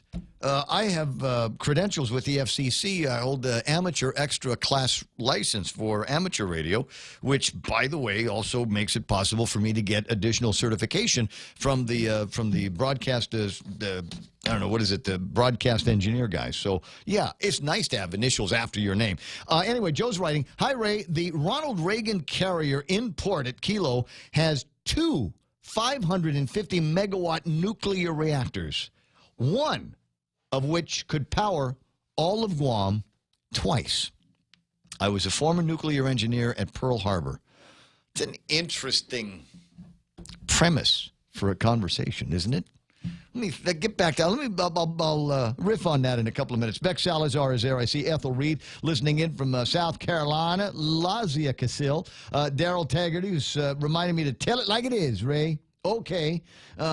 Casey Roel Beharana listening from Honolulu, Hawaii. And there's more there from Brad Hewitt, Lynn Tadenko, Sonia Silyang, Joe D. Duenas, Deanna Palmer. Nice to see you there, D. Rita Hugo. Blake Watson was on for a little bit while he was in here. Rose Kunick. John Wigston, and Charlie Laron from over at Guam Regional Medical City Alpha. Eddie Cruz, Zeri Leon Guerrero, and Bandits checking in again. Renee Lau, and Santos Kama Anita. Very nice. Brad says his Korea style, the pop collar. I don't know about that. There's a guy who works at United, and he and I pretty close to the same age. He's handles some of the marketing and press out of the Tokyo office. And his name is Koji. And I call him Koji Sensei because every time I'm with him, I learn something new. So he is my Koji Sensei. And every once in a while, when he's here on Guam, he comes out a little bit more frequently than you'd think. And every once in a while, we'll both be somewhere wearing our polo shirts, and he'll pop his collar. And I'll pop my collar, too, because, like I said, we're from about that same time in the preppy years where it was okay for guys to pop the collar. And nobody'd say, fix your collar, it's out of place. No. It's supposed to be like this. Right, Elena Garcia? You're digging it. Press the little Valentine button if you like the collar. Or don't. Maybe it's just a delay. I'm waiting for the delay to kick in. Nobody's clicking the Valentine button for my pop collar. You know, one of these days I'll take this program a little seriously. 8:47 in the morning, 888-8255, 888-8255. It's not the scowly face. You're taking it easy here. Right, we'll get around to that in a second. Remind me though. I want to riff on that nuke, on the nukes that are on the Reagan. Because there's a lot of guys that are going, man, that would solve a lot of the problems. You remember it was Marcel Camacho that wanted to get the power plant. What was it, car power something, car boat power? And he thought it would be a great idea. But the guys over at GPA and the Consolidated Commission on Utilities, they beat that idea with a stick. You think until the it was lieutenant dead. governor would try to take the nuke out of its holster? Stop it. Stop it. My buddy Paul Tapau's on the line. Paulie, how you doing? Hey, good, sir. You're just good, sir? Hey, did you guys bust a lot of people on Friday for the DUI thing? No, because of the weather, what our guys did, we actually did a roving DUI enforcement. So that actually, aside from the announced stage DUI checkpoints, our guys were able to drive around and stuff. And fortunately, I wasn't a part of that. I don't have the numbers from that. So we took the instructors around, and good thing about it is that we have the instructors, and we were able to, utilize them in identifying issues with other than alcohol, such as drugs and everything. Because the main goal of obtaining this training with the A-Right, it teaches our officers, the students within the class, to identify substance other than alcohol, and with our prevalent choice of crystal methamphetamine, this is going to help us increase our awareness and increase our enforcement in taking the drunk drivers and the drug drivers off of our streets. So, it's great having them. Are there differences, because I know that there's a thing that you guys, that you look for, that it's, because there are guys that like drink a lot, party a lot, and they, practice being able to touch their nose or stand on one leg or talk without slurring and things like that to try to get them out of a field sobriety test. But there's a thing that you do with your fingers to track the eye. I guess it's smooth eye movement in one direction or another. And there's no way that you can train for that. If a cop does that to you and you're drunk, you're going to fail the test. Does that work with other drugs as well, like marijuana? Does it work with methamphetamine? Can you detect that kind of mental infirmity by doing that finger test? Yeah, absolutely. So the process you of can. standardized fields, so it's pretty much above 80% accurate. So when the officers detect that with a nystagmus, there's an indication of impairment.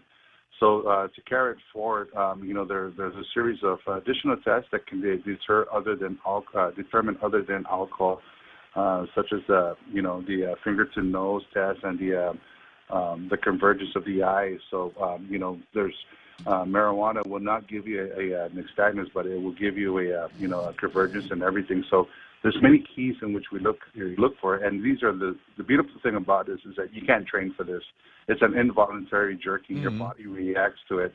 So we train the officers to look other than what you would see in a person who's a what we call habitual drunk. Pretty much functioning alcoholic. They can walk smoothly. They can just, all they need to do is just find their equilibrium, and they can function.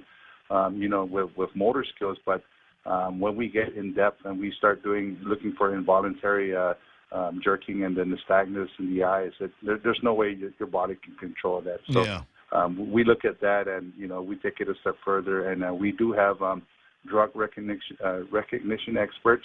In the event where we determine it's other than alcohol, we will call them in, and we can actually isolate and pinpoint what sort of substance they have. So overall, the training enhanced the officer's ability to recognize other than drugs. We're making convictions and we're making arrests pertaining to alcohol, but if we can actually identify, illicit drugs, it allows the officers to actually go into the vehicle, search the individual, and, obtain more evidence so that we can present it in court. And, our goal is to keep the streets safe, but our goal is also to help those who actually suffer from addiction, and whether it be alcohol or drugs. The process will, we catch them, we put them in jail, but the thereafter, it really, depends on the individual. If they want to seek help, if they have issues and everything. And that's where we want to focus our efforts, is the addiction and providing the assistance that's needed for them. Well, and I'm glad, like I said, the trainers were here, and the guys are going to have more tools with which they can use to keep the streets safe. And I try to mention it every time I see it happening, and I think there's like 3 cases now in today's Guam Daily Post based on magistrates over the last couple of days where we've got police officers in their normal line of duty executing traffic stops and identifying people that, based on secondary review, are perhaps guilty of doing something. Right? I pulled you over. You got expired registration, or your taillights busted, or whatever. Right? It's just a violation. I'm pulling you over, and then the cops will do, take another look around the car, or maybe the driver is exhibiting a little bit too much nervousness at this particular stop, and I'm loving every single time I hear a story about the cop saying, I pulled this guy over and I found Schedule 2. I pulled this guy over, I found Schedule 1, right? And so take that back to the guys and let them know at least one member of the community, at least one member of the media recognizes what they're doing out there. And I applaud it every single time, all right?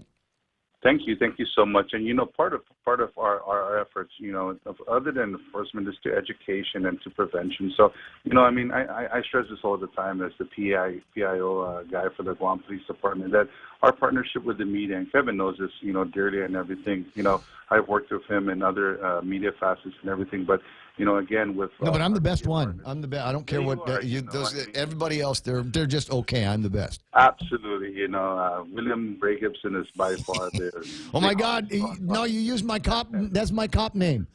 But yes, the partnership and everything in which we utilize the media for prevention measures and education, it really hits the masses. And we're going to be developing campaigns.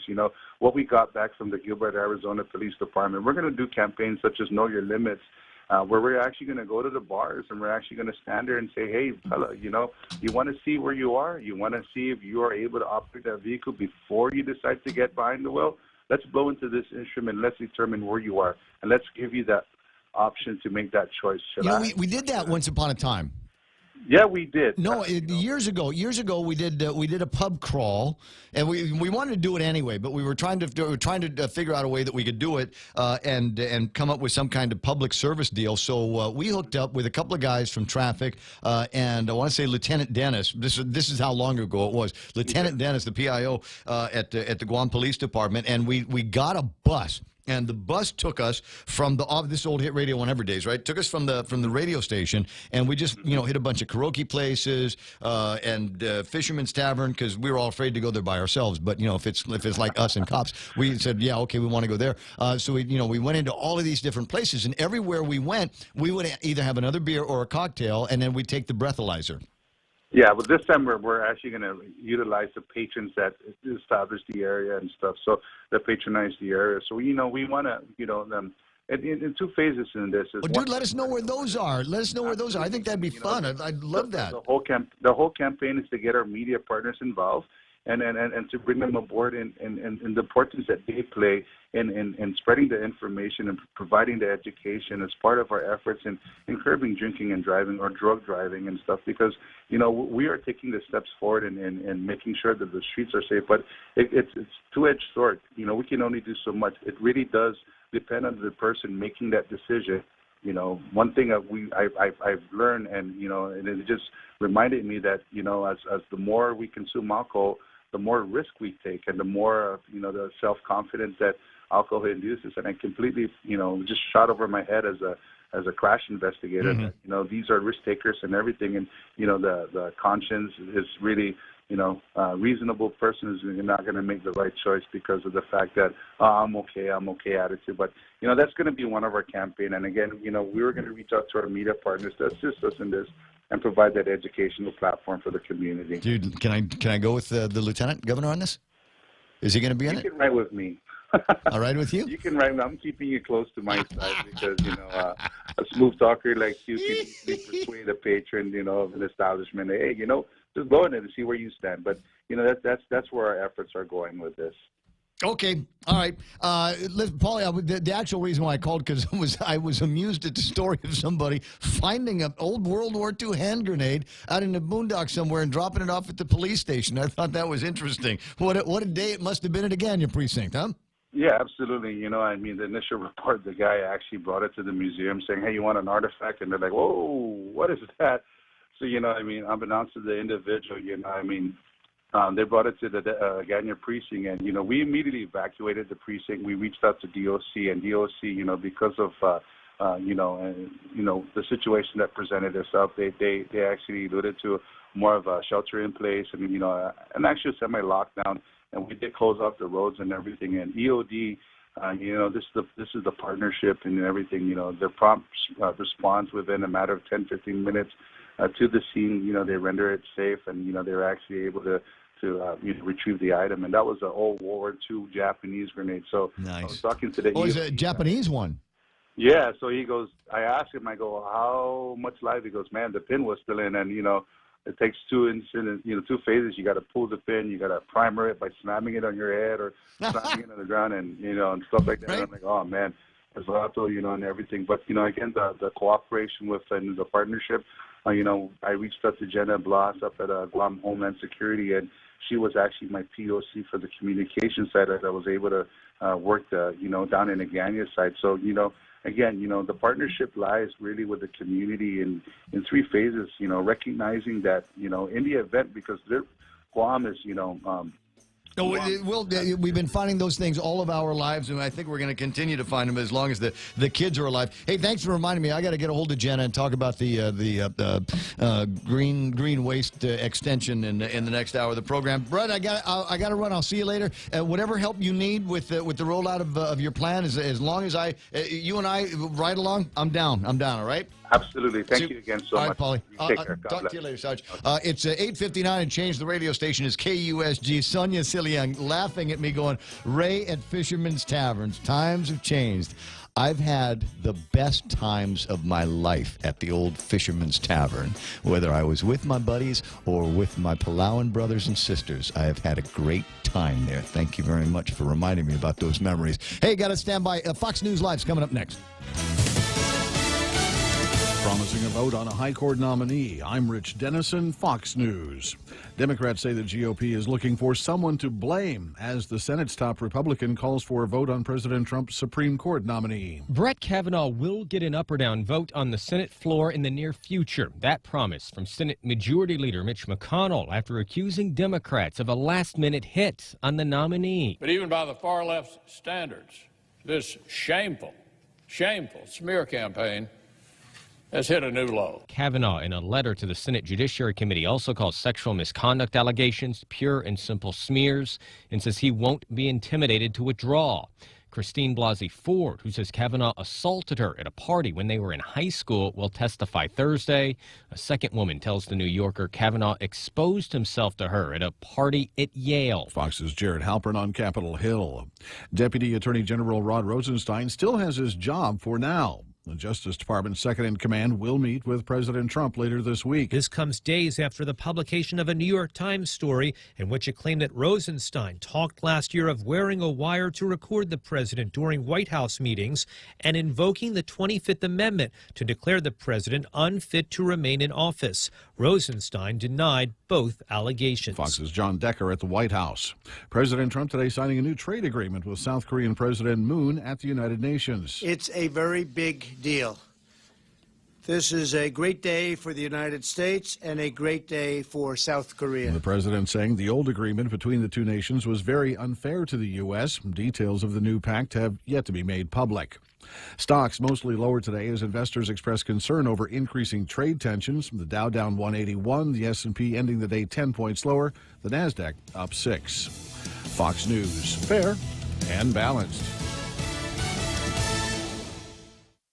Honolulu, Seattle, LA, Vegas, Chicago, New York.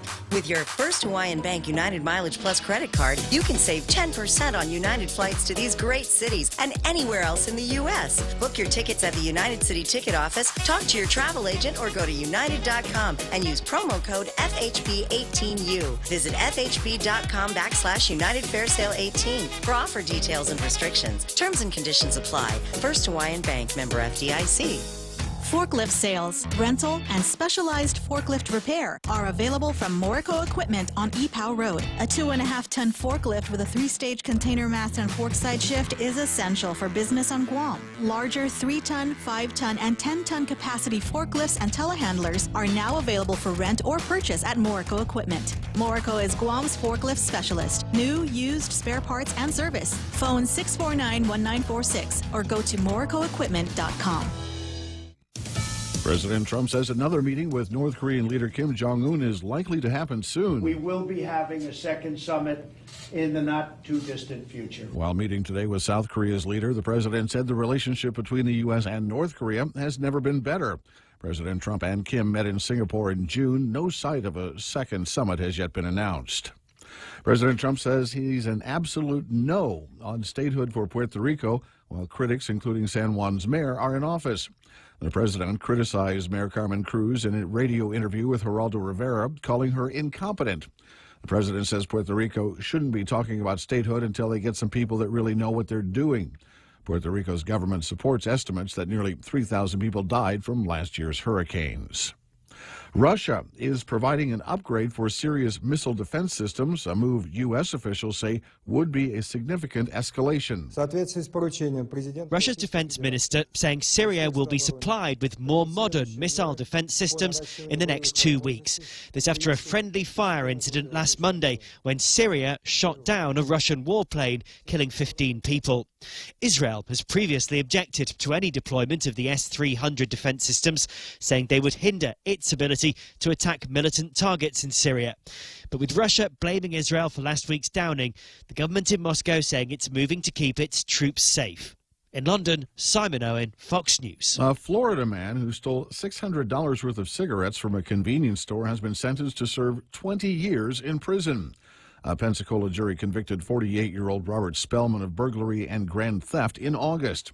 Since he had 45 previous felony and misdemeanor convictions, it qualified him as an habitual offender.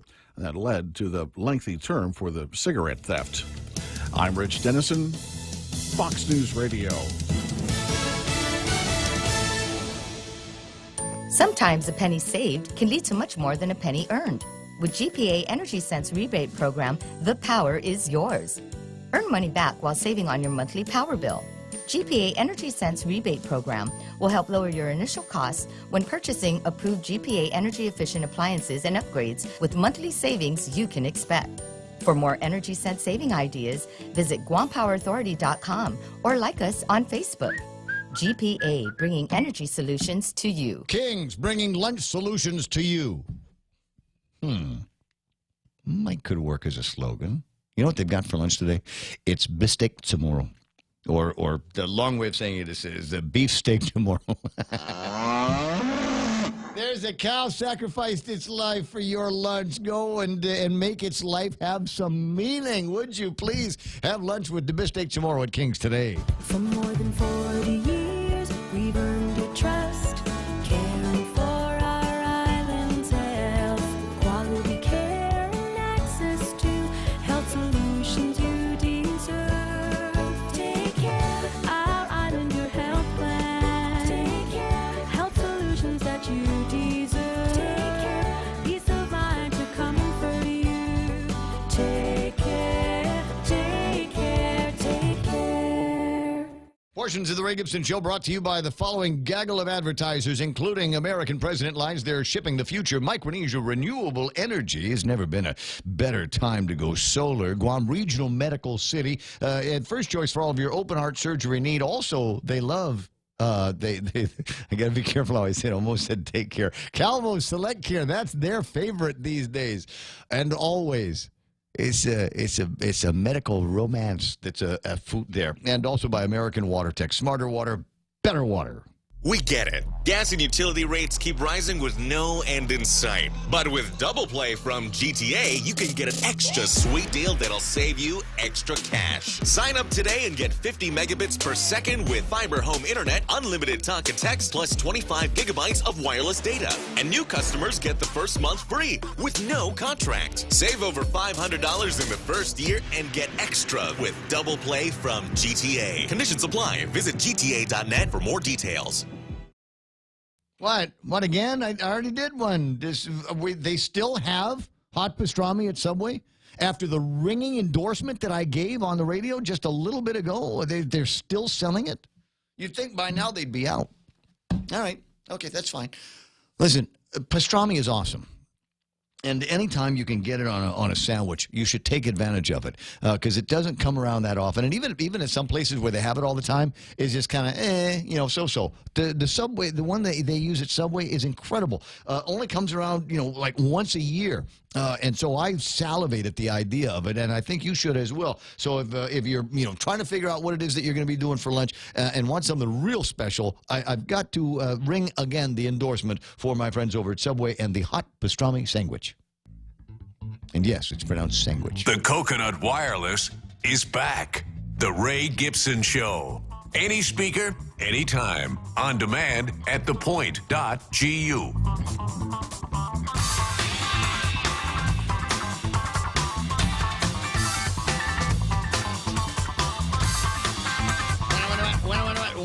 Johnny Rosario and Ken LaGuardia. I see Ellen Garcia, Brad Hewitt's chiming in about the idea that my friend Joe Savino had about what was it, the nukes, the nuclear power plants aboard the USS Ronald Reagan. Yeah. You figure if we had the right kind of interconnects, right? These guys could pull up and power the shore. Right? Oh, yeah. Wouldn't that be cool? Just hook up, Guam Power Authority runs a big, long extension cord. Yeah. Just throw it up to the sailor. Here, plug that in up there. Yeah, yeah. And then backfeed the island. That would be awesome. That would be nice. Right, like a couple of days. How long is the Reagan going to be here? Well, let's see. They're on shore leave. I'm guessing it's probably, a couple of days, something like that. Days, yeah. Right. So how much could we save if we were taking electrical power, no charge, no oil, no fuel recovery from the USS Ronald Reagan for a couple of days, right?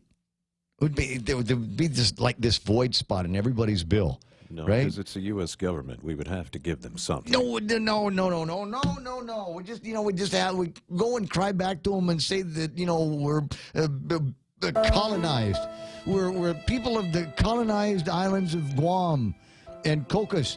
And, every once in a while, the federal government's got to do something right by us. Never mind free housing, never mind WIC, and never mind food stamps and all of that. Here's an opportunity. You want us to be happy about the military buildup? Give us a couple of days' worth of free nuclear energy off these ships. Huh?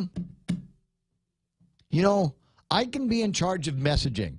I'll be in charge of the messaging. I will be the ones that will go to them, and so I don't want to make. I don't want to. I'm not going to beg, right? I'm not. I'll never beg. But just kind of hey. You can ask with passion, right? Not begging. But just go. Wow, you guys want to do this military buildup here? All I'm asking for is a couple of days worth of nuclear. You're not going to use it. If not the whole island, just your house. You're not using the whole thing right now. So what the heck? It's not like you're at sea or something. You're not under power. You're underway. You're just parked. How much? What's the idling speed on this car? Is what I want to know. If the idle is super low, let me plug in, and then they'll say, well, or you know what? How many carriers do they have? Did they just launch the McCain? Didn't they? McCain is actually, I believe, a guided missile destroyer. I want to say we have 8 carriers. The Gerald Ford will be the 8th. The 8th. And it's I think it's on sea trials right now. Okay, so here's my idea. Just leave it here. Okay. Just park it. Just park it there. Yeah. Leave they can it. fly guys in a day's notice to get on there and do their thing. Just show us how it works. We'll get me and John Beneventi and Art Paris down there. Can you imagine? And just show me how the thing works. And take out a bunch of your favorite fishermen. get about 10 miles offshore. Say, all right, guys, cast him. You know, I'll just say, I've always wanted to do that. You've got me remembering, because I had a lot of passion. Before we had conversations about the military buildup, and some of you are old enough to remember that there were topics that we discussed on the radio other than the military buildup. We always used to talk about trash and how lousy the educational system was and the hospital and all that. But every once in a while, because there was a time where we didn't have a whole lot, as much military activity as we did now, right? The Anderson Air Force Base had gone from being a SAC base to being a MAC base, and there wasn't a whole lot of activity taking place down at Navy, and certainly not as many submarines as we've got now, and the activity that they had. And there was a group of guys at the chamber that started going to Washington D.C. regularly and asking for a bigger military presence on Guam.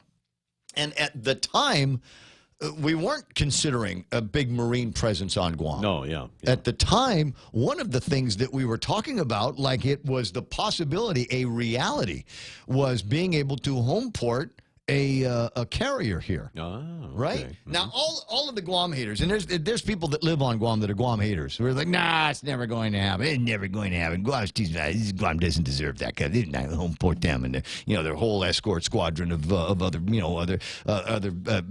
boats that go along with the carrier. They were just Guam, like we didn't deserve to be treated to that kind of thing. So it's always whenever I think about the carrier, I think about all of those conversations that we were having, and it always felt like there was always that possibility that we might be able to do it. And if we didn't get an active carrier, if we weren't ported with an active carrier, then you know what I wanted to do?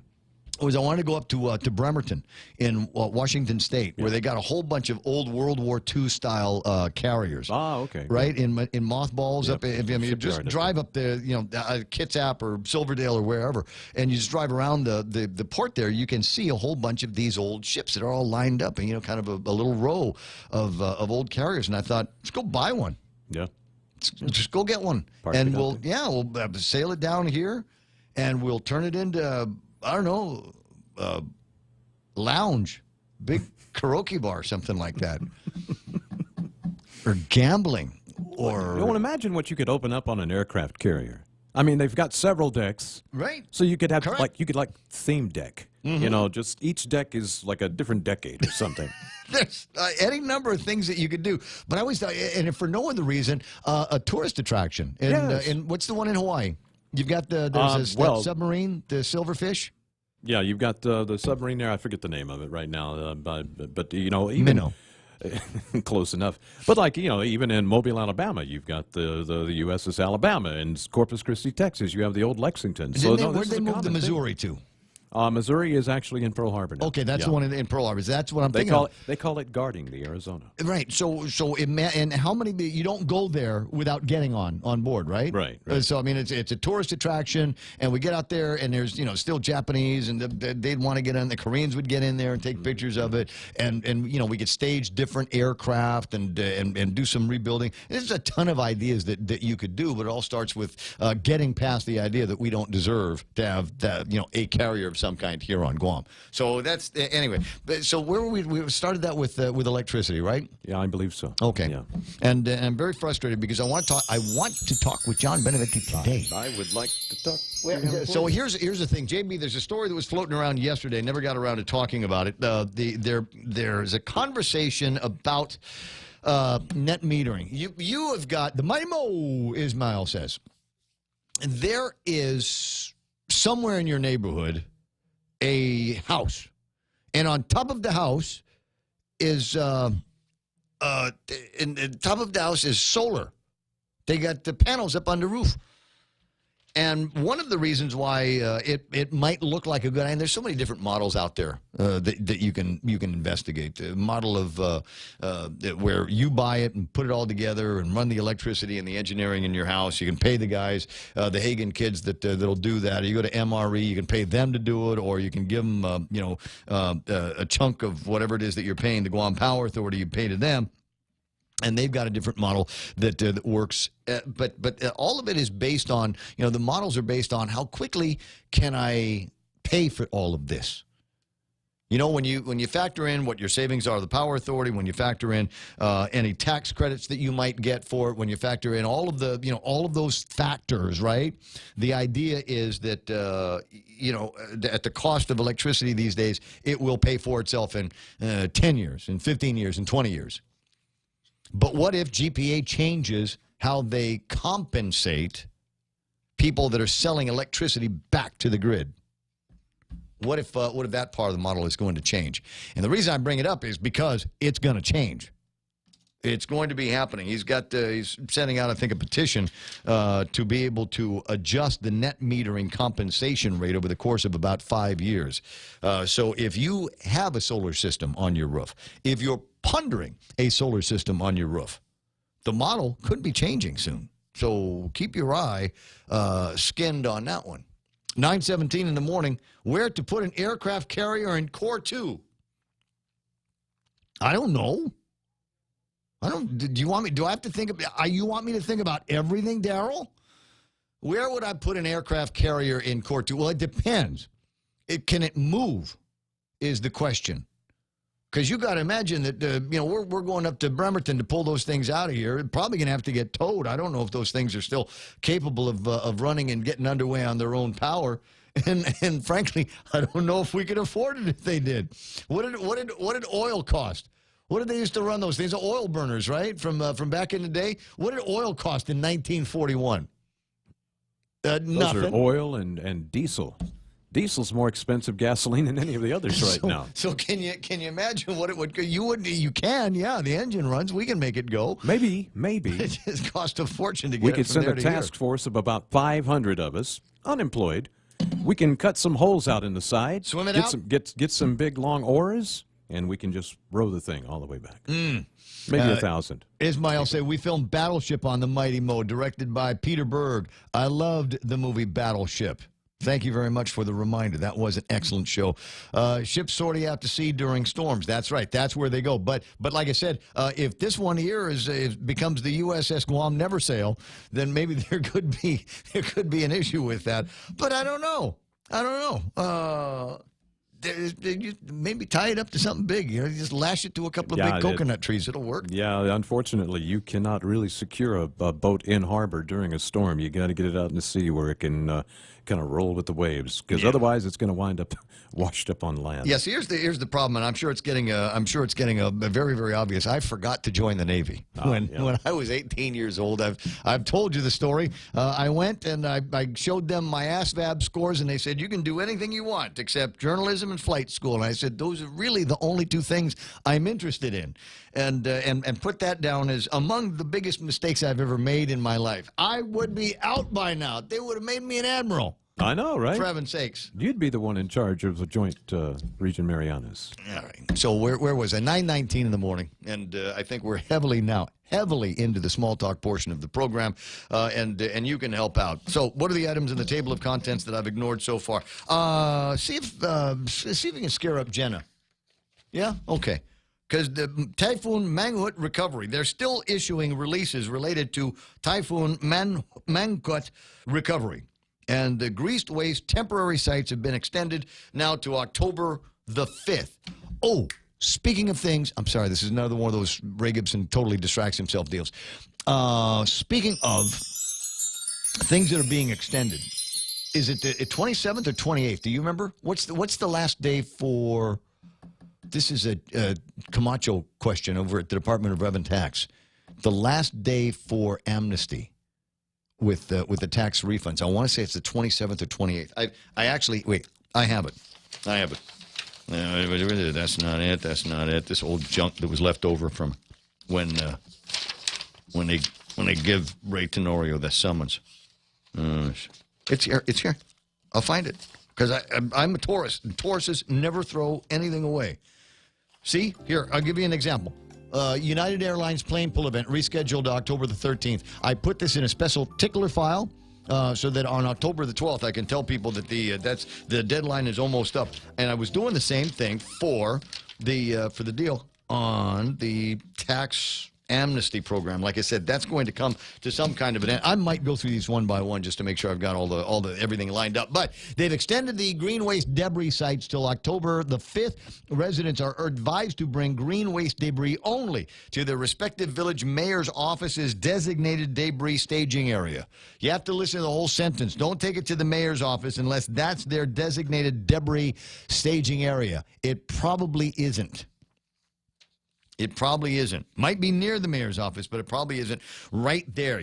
Between 8 and 5, Monday through Friday, right up until the 5th. You go to the mayor's office, and if it's not in the mayor's office, you go there and you get a permit. And you say, I got junks, green waste junks from the typhoon I need to get rid of. And then they'll give you a certificate. You take that certificate over to the place, and then they will hook you up. And maybe even the guy will help you take it off the truck and dispatch it. Now, I have green waste at my house. I do. But it's green waste that was wasted before the typhoon. And so I'm struggling now with a moral dilemma. And this is how you can tell I've managed to find adulthood somewhere in my life. I'm actually having a moral dilemma because I'm a taxpayer, right? I have what is referred to as green waste, number one. And number two, nobody else would know. If I didn't say it on the radio, nobody else would know. I could go see Rudy, and Rudy would write it out. I'd be in great shape. But so that's thing number one is I don't know that I should, because I know that there are people that are legitimately struggling with green waste. I'm not one of them. I could pay a guy $500 to get rid of everything and never worry about it again. But see how I am, right? Sister Emmeline is proud of me. Sister Mark, Sister Mary Pierre, they'd all be proud of me for being able to at least recognize that I'm in the horns of a moral crisis. There's what now? Trying to think if there was another issue there that was preventing me from doing. Oh yeah, I remember now. I don't want to touch this stuff. They told me, so just put it out by the curb. And I said, well, if I'm gonna handle it, I might as well just take it and to the place myself. If I'm going to touch it. I don't touch it once, touch it twice. Yep. Neat to saying, true that, Ray, but I got pictures. I know you do. All right. There's that. And so everybody is happy now about the extension of that, and we can move forward now with our lives. Unfortunately, there might be a little bit of pressure on you to be able to move forward with that and get on with your lives because there's the process of preparation now that we might find ourselves in the next couple of days. We have, since early morning, been talking about the possibility that there might be some heavy weather moving in to Guam. Get rid of it before it becomes projectiles is the advice that I'm being given right now. Yeah, I hear you. I think maybe that's a good idea. I may forego this moral dilemma that I am in right now and just call the mayors and have them come and do whatever it is that they got to do with it, or have the guy get rid of it one way or the other, because if we get in for some kind of a blast this weekend, they can end up in my neighbor's yard. Then it'll be his problem, right? Yeah. Don't ask to do that. Don't ask, don't tell. Right. You don't know what kind of trees I have. No, they came out there. Oh, no, I don't. It was there. I don't know. There it is. Anyway. Yeah, I'll play around with that and see what happens. All right, 888-8255 is the telephone number. Table of contents time. Time to go through all of this here and see what we've got here. The amazing rescue at sea that I did spend a couple of minutes talking about. And I tell you what, I'm not the only one. You can go to yahoo.com on the World Wide Web, and there is a story there. What?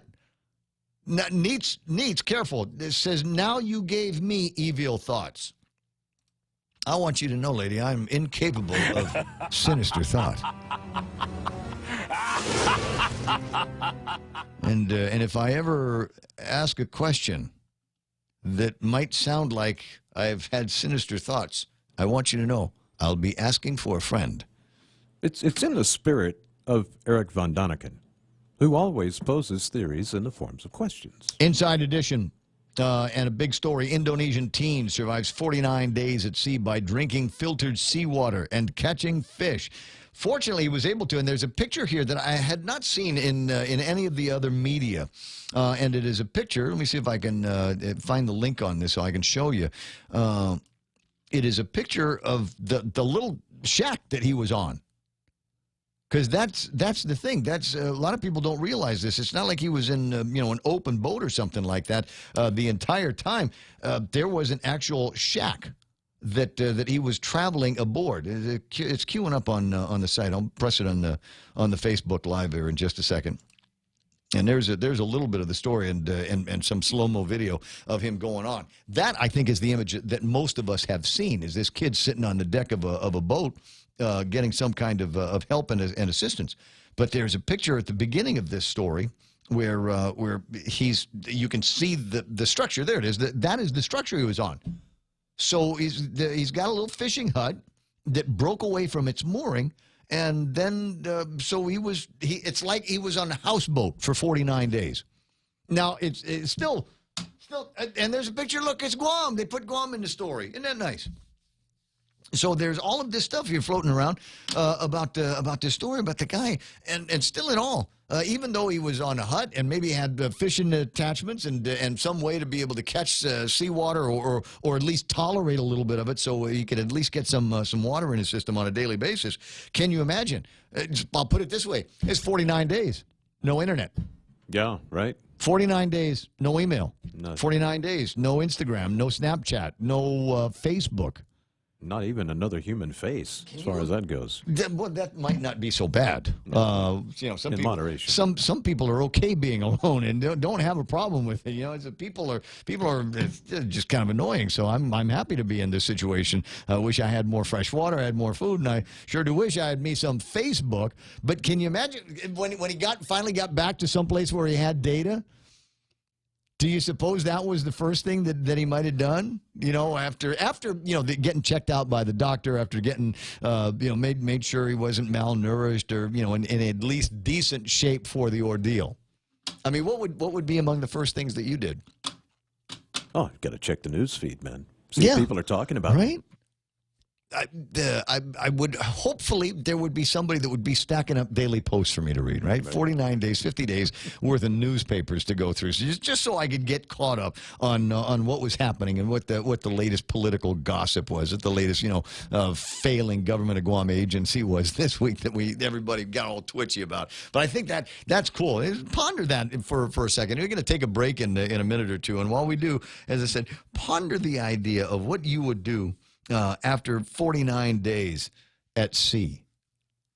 What would, outside of that first meal that you had, outside of the physical checkups, outside of, phone calls to your parents to let them know that you are, in fact, alive, don't sell all my stuff yet, because I'm coming home for it. I know a beer would definitely be tops on the list. Yeah, I think you're right. In fact, I'm surprised I didn't say that myself. I was waiting for you. Feel my forehead later. I might be coming down with something.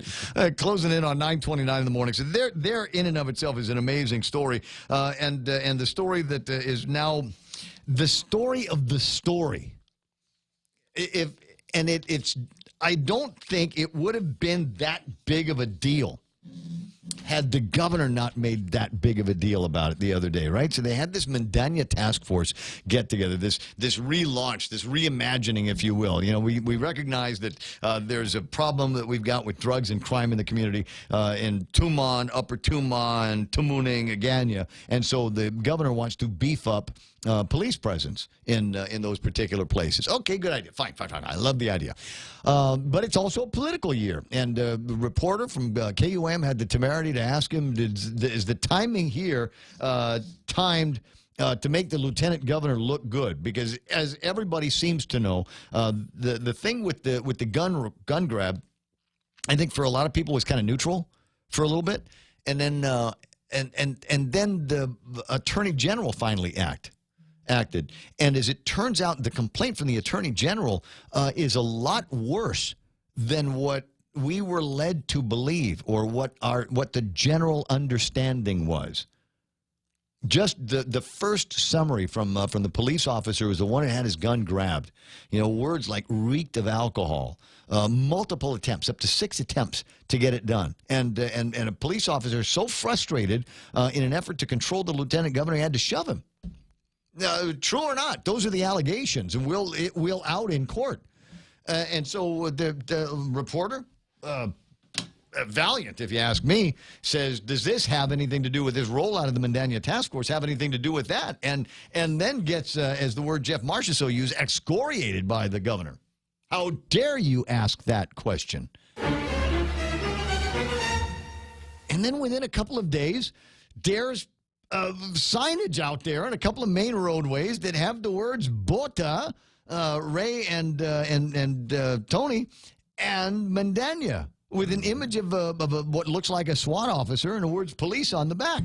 And we're going, well, wait, hold on a second, because now it really does look like it was a timing issue. It really does look like, we want to look like we are acting tough on crime. And in a phrase, we won't rest until every drug dealer is behind bars. Did you sleep last night? That's rest. Yeah. That counts. And so here we are. I don't think it would have been a big deal if the governor's response to the reporter was not as harsh as it was on Friday. I think people just, hey, look, and more campaign signs. Maybe the governor meant he wants to turn criminals into bartenders. Not sure I follow, but, we got a break coming up. You can explain it to me in the chat. Well, behind bars. Behind bars. Wow, that's a stretch even for you. All right, tell you what, it's 9:32 in the morning, and 888-8888 is the telephone number to iConnect. Find out why they are the practical choice. McGuire, great rates, and not making you pay any more than you need to for things like mobile and internet and even push-to-talk plans. Again, their number is 888-8888. KFC has finally answered the world's most important question. What came first, the chicken or the egg? And the answer is both. Introducing KFC's KFC AM, their new Southern and local-inspired breakfast. AM-loaded platter with chicken fried rice, waffles, and Colonel's chicken congee. KFC also has your all-time favorites, AM chicken and egg wraps, Southern biscuit and sausage sandwich, and hash browns. So for finger-licking good mornings, AM will never be the same at KFC. KFC, it's finger-licking good. Once upon a time, if you suffered a stroke, an extreme form of cancer, or needed specialized care like open heart surgery, patients had to go off-island for treatment. Today, GRMC provides this care, so patients recover on Guam, surrounded by loved ones. Follow-up care happens locally, and there are no additional expenses for a caregiver to travel with you. If you're a GovGuam employee or retiree, choose Calvo Select Care, the only insurance plan that includes GRMC.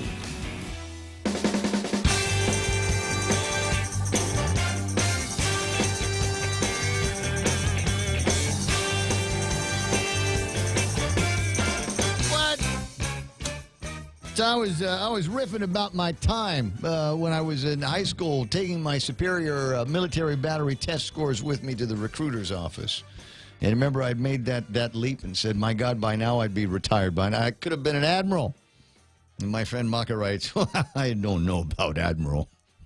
You don't love me. What is that? Denied. 9:34. I'm sorry, let me just jump back into that conversation. I have been aboard carrier in my life, and I considered it to be a privilege, and I considered it to be an adventure, and I never ever want to do it again because it's a loud, noisy, dirty, dangerous place to be. And it takes and I will say that it takes a special kind of human being to say, all right, this is what I'm going to do for months at a stretch. Were they flying planes in and out while you were there? The entire time. Yeah, so they were flying planes in and out. Wow. Yeah, so buddy, well, I can handle that, and they're because they give you these massive ear things. Oh yeah. Right? The noise, like the original noise canceling headphones. But I can only imagine because you got the sea breeze hitting you from one way, which is usually the direction the planes are landing, but they're blasting out jet blast behind them, so it's coming twice as strong, and then you get a cross breeze. Probably real hard to stand up. That's what I'm trying to say. Yeah, and that's why they have special drills that they do constantly. They have constant drills, and there's the man overboard drill, and then there's one of the drills that I enjoyed watching. The process was when they had to do a fire drill. Oh yeah, and they, I mean, just deadly serious. That's clockwork stuff. Because we're talking about a fire at sea. Yes. And, bombs you better and know fuel how to save each other's lives. So I thought that was very, very interesting. And personally, even at 56 years old, don't think I could handle the pressure of being able to commandeer all of that stuff. But a buddy of mine, I think it's Carlos, sent me a thing. He said he got to go on the Reagan. Oh, really? Here's some footage of that. And my guess is we can probably run a little bit of audio on it. I don't think you'll be able to hear anything other than jet blast. You're not hearing any audio? That's fine. All right. And there is what aircraft carriers do for a living. Airport at sea. And there is a plane that is getting ready to take off. And it will in a second because the video ain't that long. And just like that, takes off at the speed of a bullet. And pew! Right off the deck of the ship. Which is incidentally how they brought me back when I was on that particular boat. Was when I was on the Abraham Lincoln. Oh, you came back on a plane. Yeah, I that came got back on shut a off plane. the front of the deck. Yeah. How was that? It was fast. Okay, so my first recollection was I was sitting backwards in the plane. Were you? Yes. Oh, they man. make you sit backwards on the plane. So the pilot gets to look forward. You're looking aft. Oh, man. And so that's the first thing that you do. And then the next thing that happened was the guy said he didn't like the way that I was holding my bag because he was worried that it might come loose and move as the plane took off. Ah, okay. And so he took it and put it and stowed it someplace where as soon as the plane took off, it went and moved from one end of the plane to the other as fast as you can say, as fast as you can say, snap your fingers. As soon as that, and it went pow from there to the other, and ruined a pretty good camera that I had. The Navy said, "Well, we can take care of it." I said, "That's all right. That's all right. It wasn't totally ruined. It still worked afterwards, but it just had this one part where it was all dinged up." And I said, "I guess that's going to be part of my memory." Yeah, this is back when I was still shooting video on film. Ooh, you remember? Oh. Not film, but videotape. Yeah. That kind of film. Anyway, so there we are. Sorry to bore you with that particular story, but it's just, to me it fires up my imagination when I think that there is something that big out there. And as I said, you know what? If you guys aren't using it anywhere, if it's not like if we're not going to fight the North Koreans with it, just leave it here. Just park it here. That's a good spot. Kilo's a nice place, right? Chicks dig carriers. Yeah, I'm just saying. We would be the biggest, baddest. Nobody would ever harm Guam anymore because they'd go, oh, they got a carrier there. Yeah. Air Force Base and a carrier. And submarines that nobody can see once they're below the water line for about 2 or 3 leagues. Yeah, we're not attacking Guam. So there's that story. 4,000 or so sailors in town. And so we've got the Valiant Shield. What is that, 20,000 sailors and men and women that we've got here? I forget what the numbers are. It's supposed to be huge. And everybody's looking for a massive uptick on the retail side. And for those of us that have lived here through other Valiant Shields and other major military exercises, just let me know when it's safe to go back to Tumon. That's all I want to know. And when I say safe, I don't mean like somebody's going to beat me up or something like that. I just mean let me know when I can just all of the places that I would normally be going for a drink or fun and frivolity with my friends. Let me know when I'm not going to be 5 people deep at the bar trying to get a cold beer. That's all I need to know. Thanks very much for coming. God bless you for your service to our country and the service that you will be doing here in the community, which is one of the other great things about having operations like Valiant Shield out here, is somebody will feel bad for a mayor because their village has got crap all over it, and they'll get a battalion of volunteers off 1 or 2 of these ships or out from Air Force Base or whatever, and they'll go clean up the village, and next week it'll be dirty again, but at least it gives them something to do and a chance to rub elbows in the community. Yeah, I am pretty direct about that because it's kind of embarrassing that there are places in the villages that we can't keep clean ourselves, and we have to have visitors come in here and take care of that. It's always kind of embarrassing to me when that happens. The other big story, political gossip, if you will, former Carl T.C. Gutierrez guys, Jesse and Vic, are now Bota guys. Well, how much fun is that? How much fun is it going to be to play around with that? The point is, and I made it with somebody, was that neither Jesse or Vic, as far as I know, signed any kind of unity pledge. I don't think they signed off on being loyal to Carl Gutierrez until they drew their last breath. Or the Democratic Party. Yeah, but shouldn't being tied in as deeply into those campaigns imply as much? Why? Well, Again, one was a campaign manager, right? Yeah. Yeah, that's kind of way up there in terms of the campaign. Seems like he'd be a pretty loyal party guy. I'm just saying. I think they're both Republicans anyway. That's weird. Yeah, we're not like that around here. Oh, okay. Yeah, what do you know from me? Your experience working with me, right? Yeah. I'm pretty chill. Total rhino, man. A Republican in name only. Yeah. But no, that's not entirely. I like to consider. I identify conservative. Right. But in this town, some of the staunchest conservatives that I know are in the Democratic Party. Wow.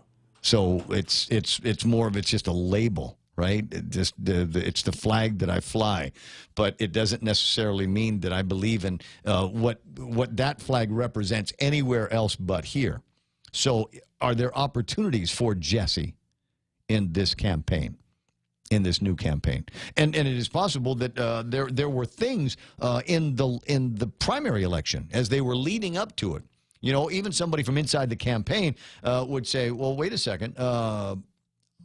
Is it possible that some of the things that Carl Gutierrez was talking about are things that will be taken up under a Tenorio administration, more likely to be taken up in Ray Tenorio's administration than they will be in a Lou Leon Guerrero, Josh Tenorio administration. Yeah, I think on the surface that's a safe assumption. And let me give you another one just for fun. And I wish this was an original thought, but as is the case here, guys, you know I'm incapable sometimes of original thought. Is it possible that the way this happened now is it Carl hedging his bets? Carl Gutierrez is a master political strategist. Yes. He is a masterful tactician. And everybody knows he's in. Right. He was in a couple of days after the race, right? Yeah, absolutely. You saw him with the sign there and pictures of him and Lou and all of that stuff. But is it possible that there might be one of those, well, yeah, Lou's probably going to win. But if she doesn't, I want to make sure that I got a guy in that camp. And in fact, I'm going to send two of my top guys over there. And if I saw the pictures, he sent about 5 or 6 of his top people over there. Right. So just think about it. Maybe it's some of that, just to make sure that there will always be, a mechanism no matter what happens in the race. And maybe that's the deal. Maybe you just got to look at the world. Maybe you just got to look at the world like that and say, I need to be prepared for anything. I don't want to. I'm almost ready to use the word arms dealer, and I really don't want to because it's not the way it's not the way I'm framing it in my head. But you know what I'm trying to say here, right? So you've got somebody that no matter who wins, I need to make sure that my family, my interests are taken care of. So if it makes you feel good that I'm over here waving your flag, great, and it'll make that guy feel good if I send my top guys over there to wave your flag over there as well. And at the end of this all, I will always be able to say, well, you had my support. True. Okay. True. Yeah. So we're just in. I don't know. Still trying to figure out what's going to be happening with the Frank deal. I keep trying to sort out in my head, and I keep trying to. Yeah, I know. I'm trying to lean over on some people that might have a little bit more intimate knowledge of what's going on with the write-in campaign to see if anything like that is going to be happening, because it feels less and less every day like that's going to happen. I think people, as a rule, have no problem with a write-in campaign. What they have a problem with is someone who lost in the primary now saying, well, I didn't like that result, so I'm going to write myself in this time. I think that's the perception most people are getting out of it. Regardless of what Ken or Andre's motivations are, that's fine. Yeah, but I think the average Joe is thinking. So you paid your money, you took your chances, and you lost. And you got, maybe you got outspent, maybe you got out messaged, maybe your voters, instead of, I don't know, they just didn't come out for you. Second place does not get the trophy. Exactly. And so, live with it, deal with it, sit out a couple of years. You've done it before. And then, go what the process go does. back in. For crying out loud. Somebody at the legislature will owe you a favor. You can come back in as a special assistant in charge of something. Optics. Yeah, I'm the special assistant of optics. But like I said, I'm just not feeling like that's going to be happening.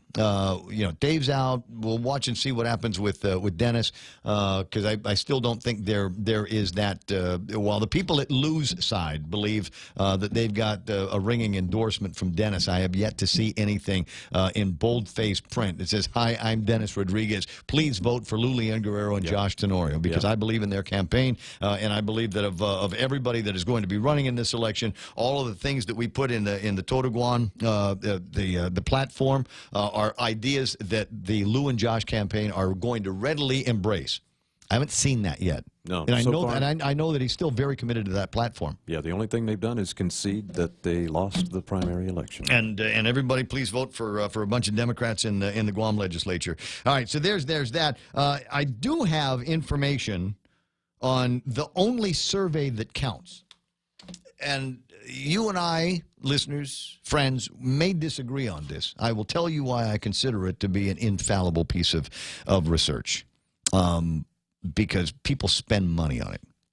76 Circle K has got a promotion that they do, and they've been very successful with this in the past, where they will take coffee sleeves, the little thing that you put on the outside of the cup so you don't burn your fingers, on their very hot, very delicious coffee that you get at 76 Circle K. 24 hours a day. I think they make it every half hour or something like that. It's always good. So one of them is a Lou Leon Guerrero. I'm voting for Lou. One of them is I'm voting for Ray. And then they've got a write-in. Mm-hmm. And I will tell you, without giving you the numbers, because I haven't been cleared to give the numbers. They were sent to me, but the word confidential was used. Oh. So, but I will tell you right now that... Wait, let me guess. One of them is winning. Yes. There we go. Just saying. Okay, but one of the ballot campaigns is losing. Ooh. And I'm not going to tell you which one. Oh, that's slick. I'm not going to tell you which one, which means that the write-in is doing well in the survey, but I'm not going to tell you. I'm not going to say, because I brag about being able to keep a secret. And so I've given it just enough information. So, I haven't laid out any secrets. Right?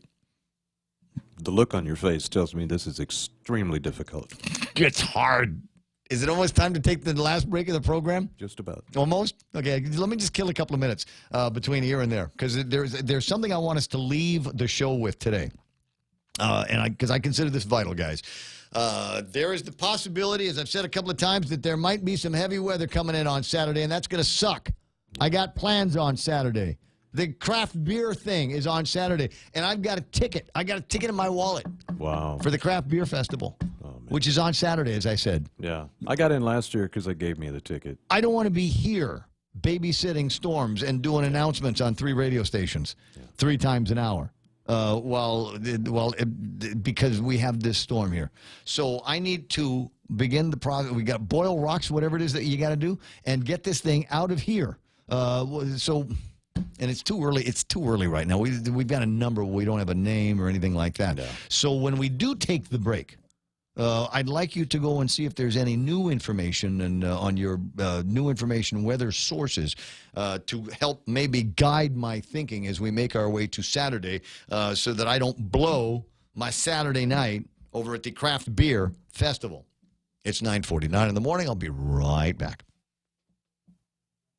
Don't wait another day and waste another dollar. You can start saving today. At Guahan Insurance Services, we are here to help protect your investment and save you money. We offer insurance advising for business, car, and home insurance. So come and visit us at our new office at Camacho Landmark Center at Marine Corps Drive in Tamuning, and let us show you that you can count on us for all your insurance needs. Call 475-1162.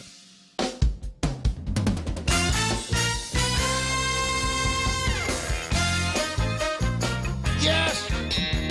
I got word. I can share it. All right. See, just FYI, I can keep a secret. Thanks for giving me the permission. I appreciate this. All right. So, 76 Circle K And we've already gone through the mechanics of their particular promotion, and I want to say that it is accurate. I want to say that the customers of 76 Circle K have been able to accurately predict the outcome of the gubernatorial elections every time they've done this. I don't know that that's true. I want to say it, so I did. And if it's not, whatever, sue me. What are you writing to me?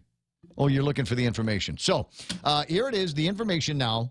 And it might still be confidential to you, so keep it a secret. These are the recent results of the last week's worth of sales. The Democrat nominee has 40.43% of the sleeves sold in her name. Okay. The Republican nominee has 27% of the sleeves sold in his name. That number is 27. Yeah. So first place is 40, and second place is 32. Wow. The write-in has 32. That's like right in the middle. But it's much more better. than the Republican. Yes. It's 5 more than the Republican. So how does that figure? Remember, this is not somebody at 76 asking somebody, hey, who are you voting for in the general election? This is somebody going to 76 and buying coffee with money and getting the sleeve that goes with it.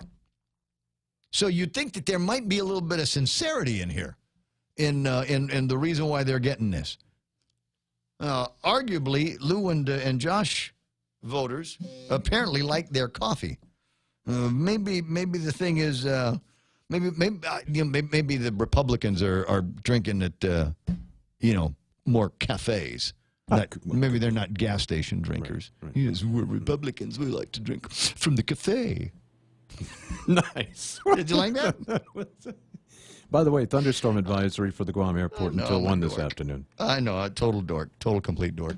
But I popped my collar. That's why. That's right. All right, so maybe there's that, but right in 32.17%. I think that's 30. That's 8 points away from the Democrat. And at the end of all of this, because I just know that, yes, write-in numbers 32.17. The Republicans 27.39, and the Democrats are 40.43. I don't have this on an easy platform for me to stick up on the Facebook Live, so you just have to trust that I'm reading the numbers correctly. So, I'm sorry, the high school education. I can read Democrat, Republican, and write-in and tell you what it is. So that's where we are. So play around with that and try to think in terms of the veracity, the predictability, the repeatability of a survey like this. Yes, people are self-nominating. They are going in there and on their own saying, I'd like to buy coffee specifically so that I can choose one of these little insulating devices. And so you might say, well, that'll throw everything off. But they're paying money, guys. So in my mind, there's a little bit more to that. So if you want to, like the Russians, influence this election, 76 Circle K's, and just reach in there and grab whichever one you want. Be nice if they did this at the cafes as well, so the Republicans could participate a little bit more. You this really did it swap. You gotta have the pinky up, man.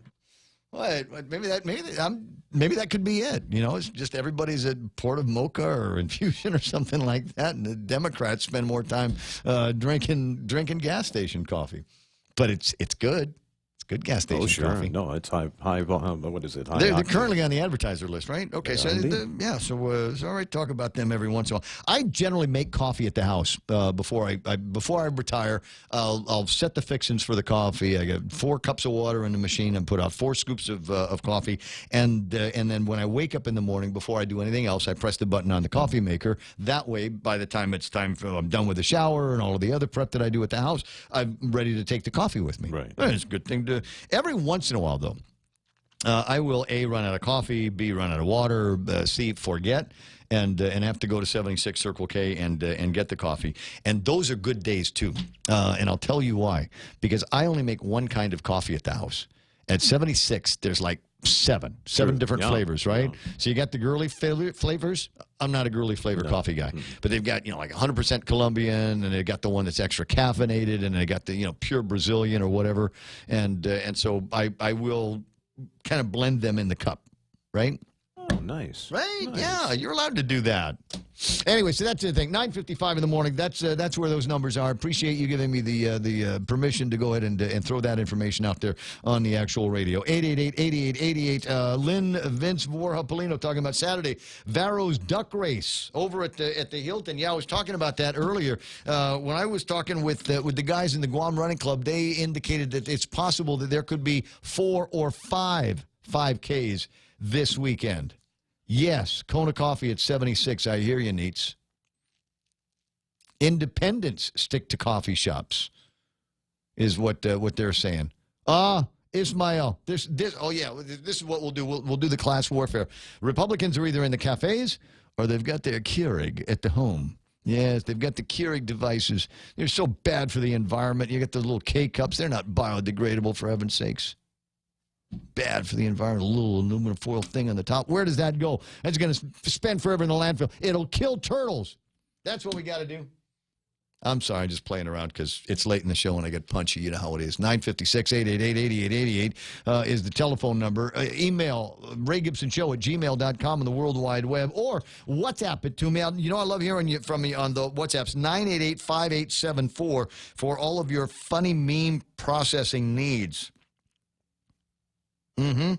Everybody talking about nodding up and down, as it were, on some of the comments that I've made here this morning. That's always nice to know that you and I, for all intents and purposes, might actually be on the same page every once in a while. 9:56 and change. And the last thing I'm going to talk about today, the last thing I will speak on today, and while I'm thinking about it now, it's just that I've been distracted so many times this morning. I probably should have yacked about this earlier.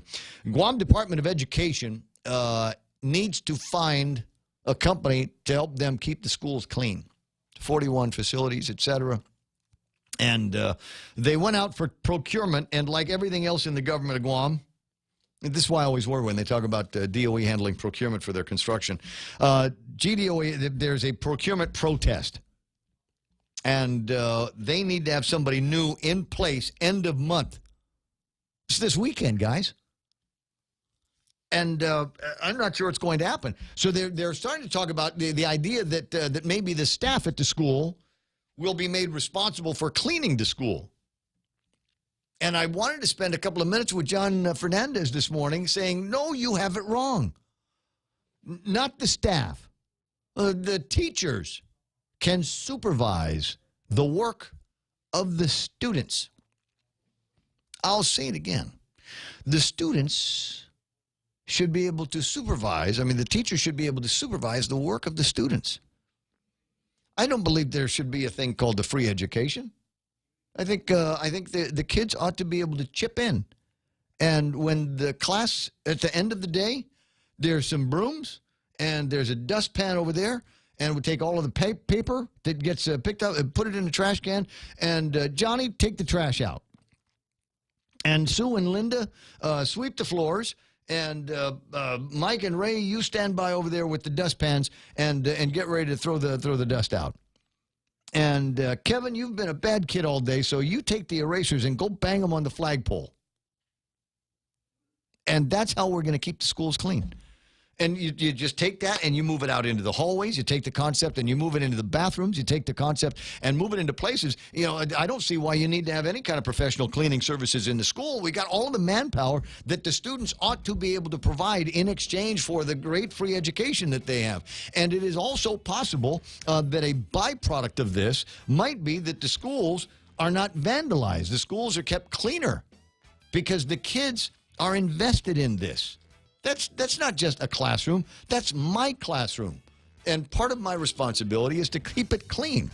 And I don't think it's just a phenomenon that you see in private schools. I think it's something that I want to say that they did it in the Catholic schools, and we know from any number of Facebook stories that it happens in Europe and it happens in Asia. The kids are responsible for keeping those rooms clean. What? Is it time to go? Yeah, thunderstorm warning till 1 p.m. for the airport. All right, thunderstorm warning until 1 o'clock. We'll be up with the National Weather Service first thing in the morning, and we'll keep a weather eye on this 94W in the meantime. It's 10 o'clock.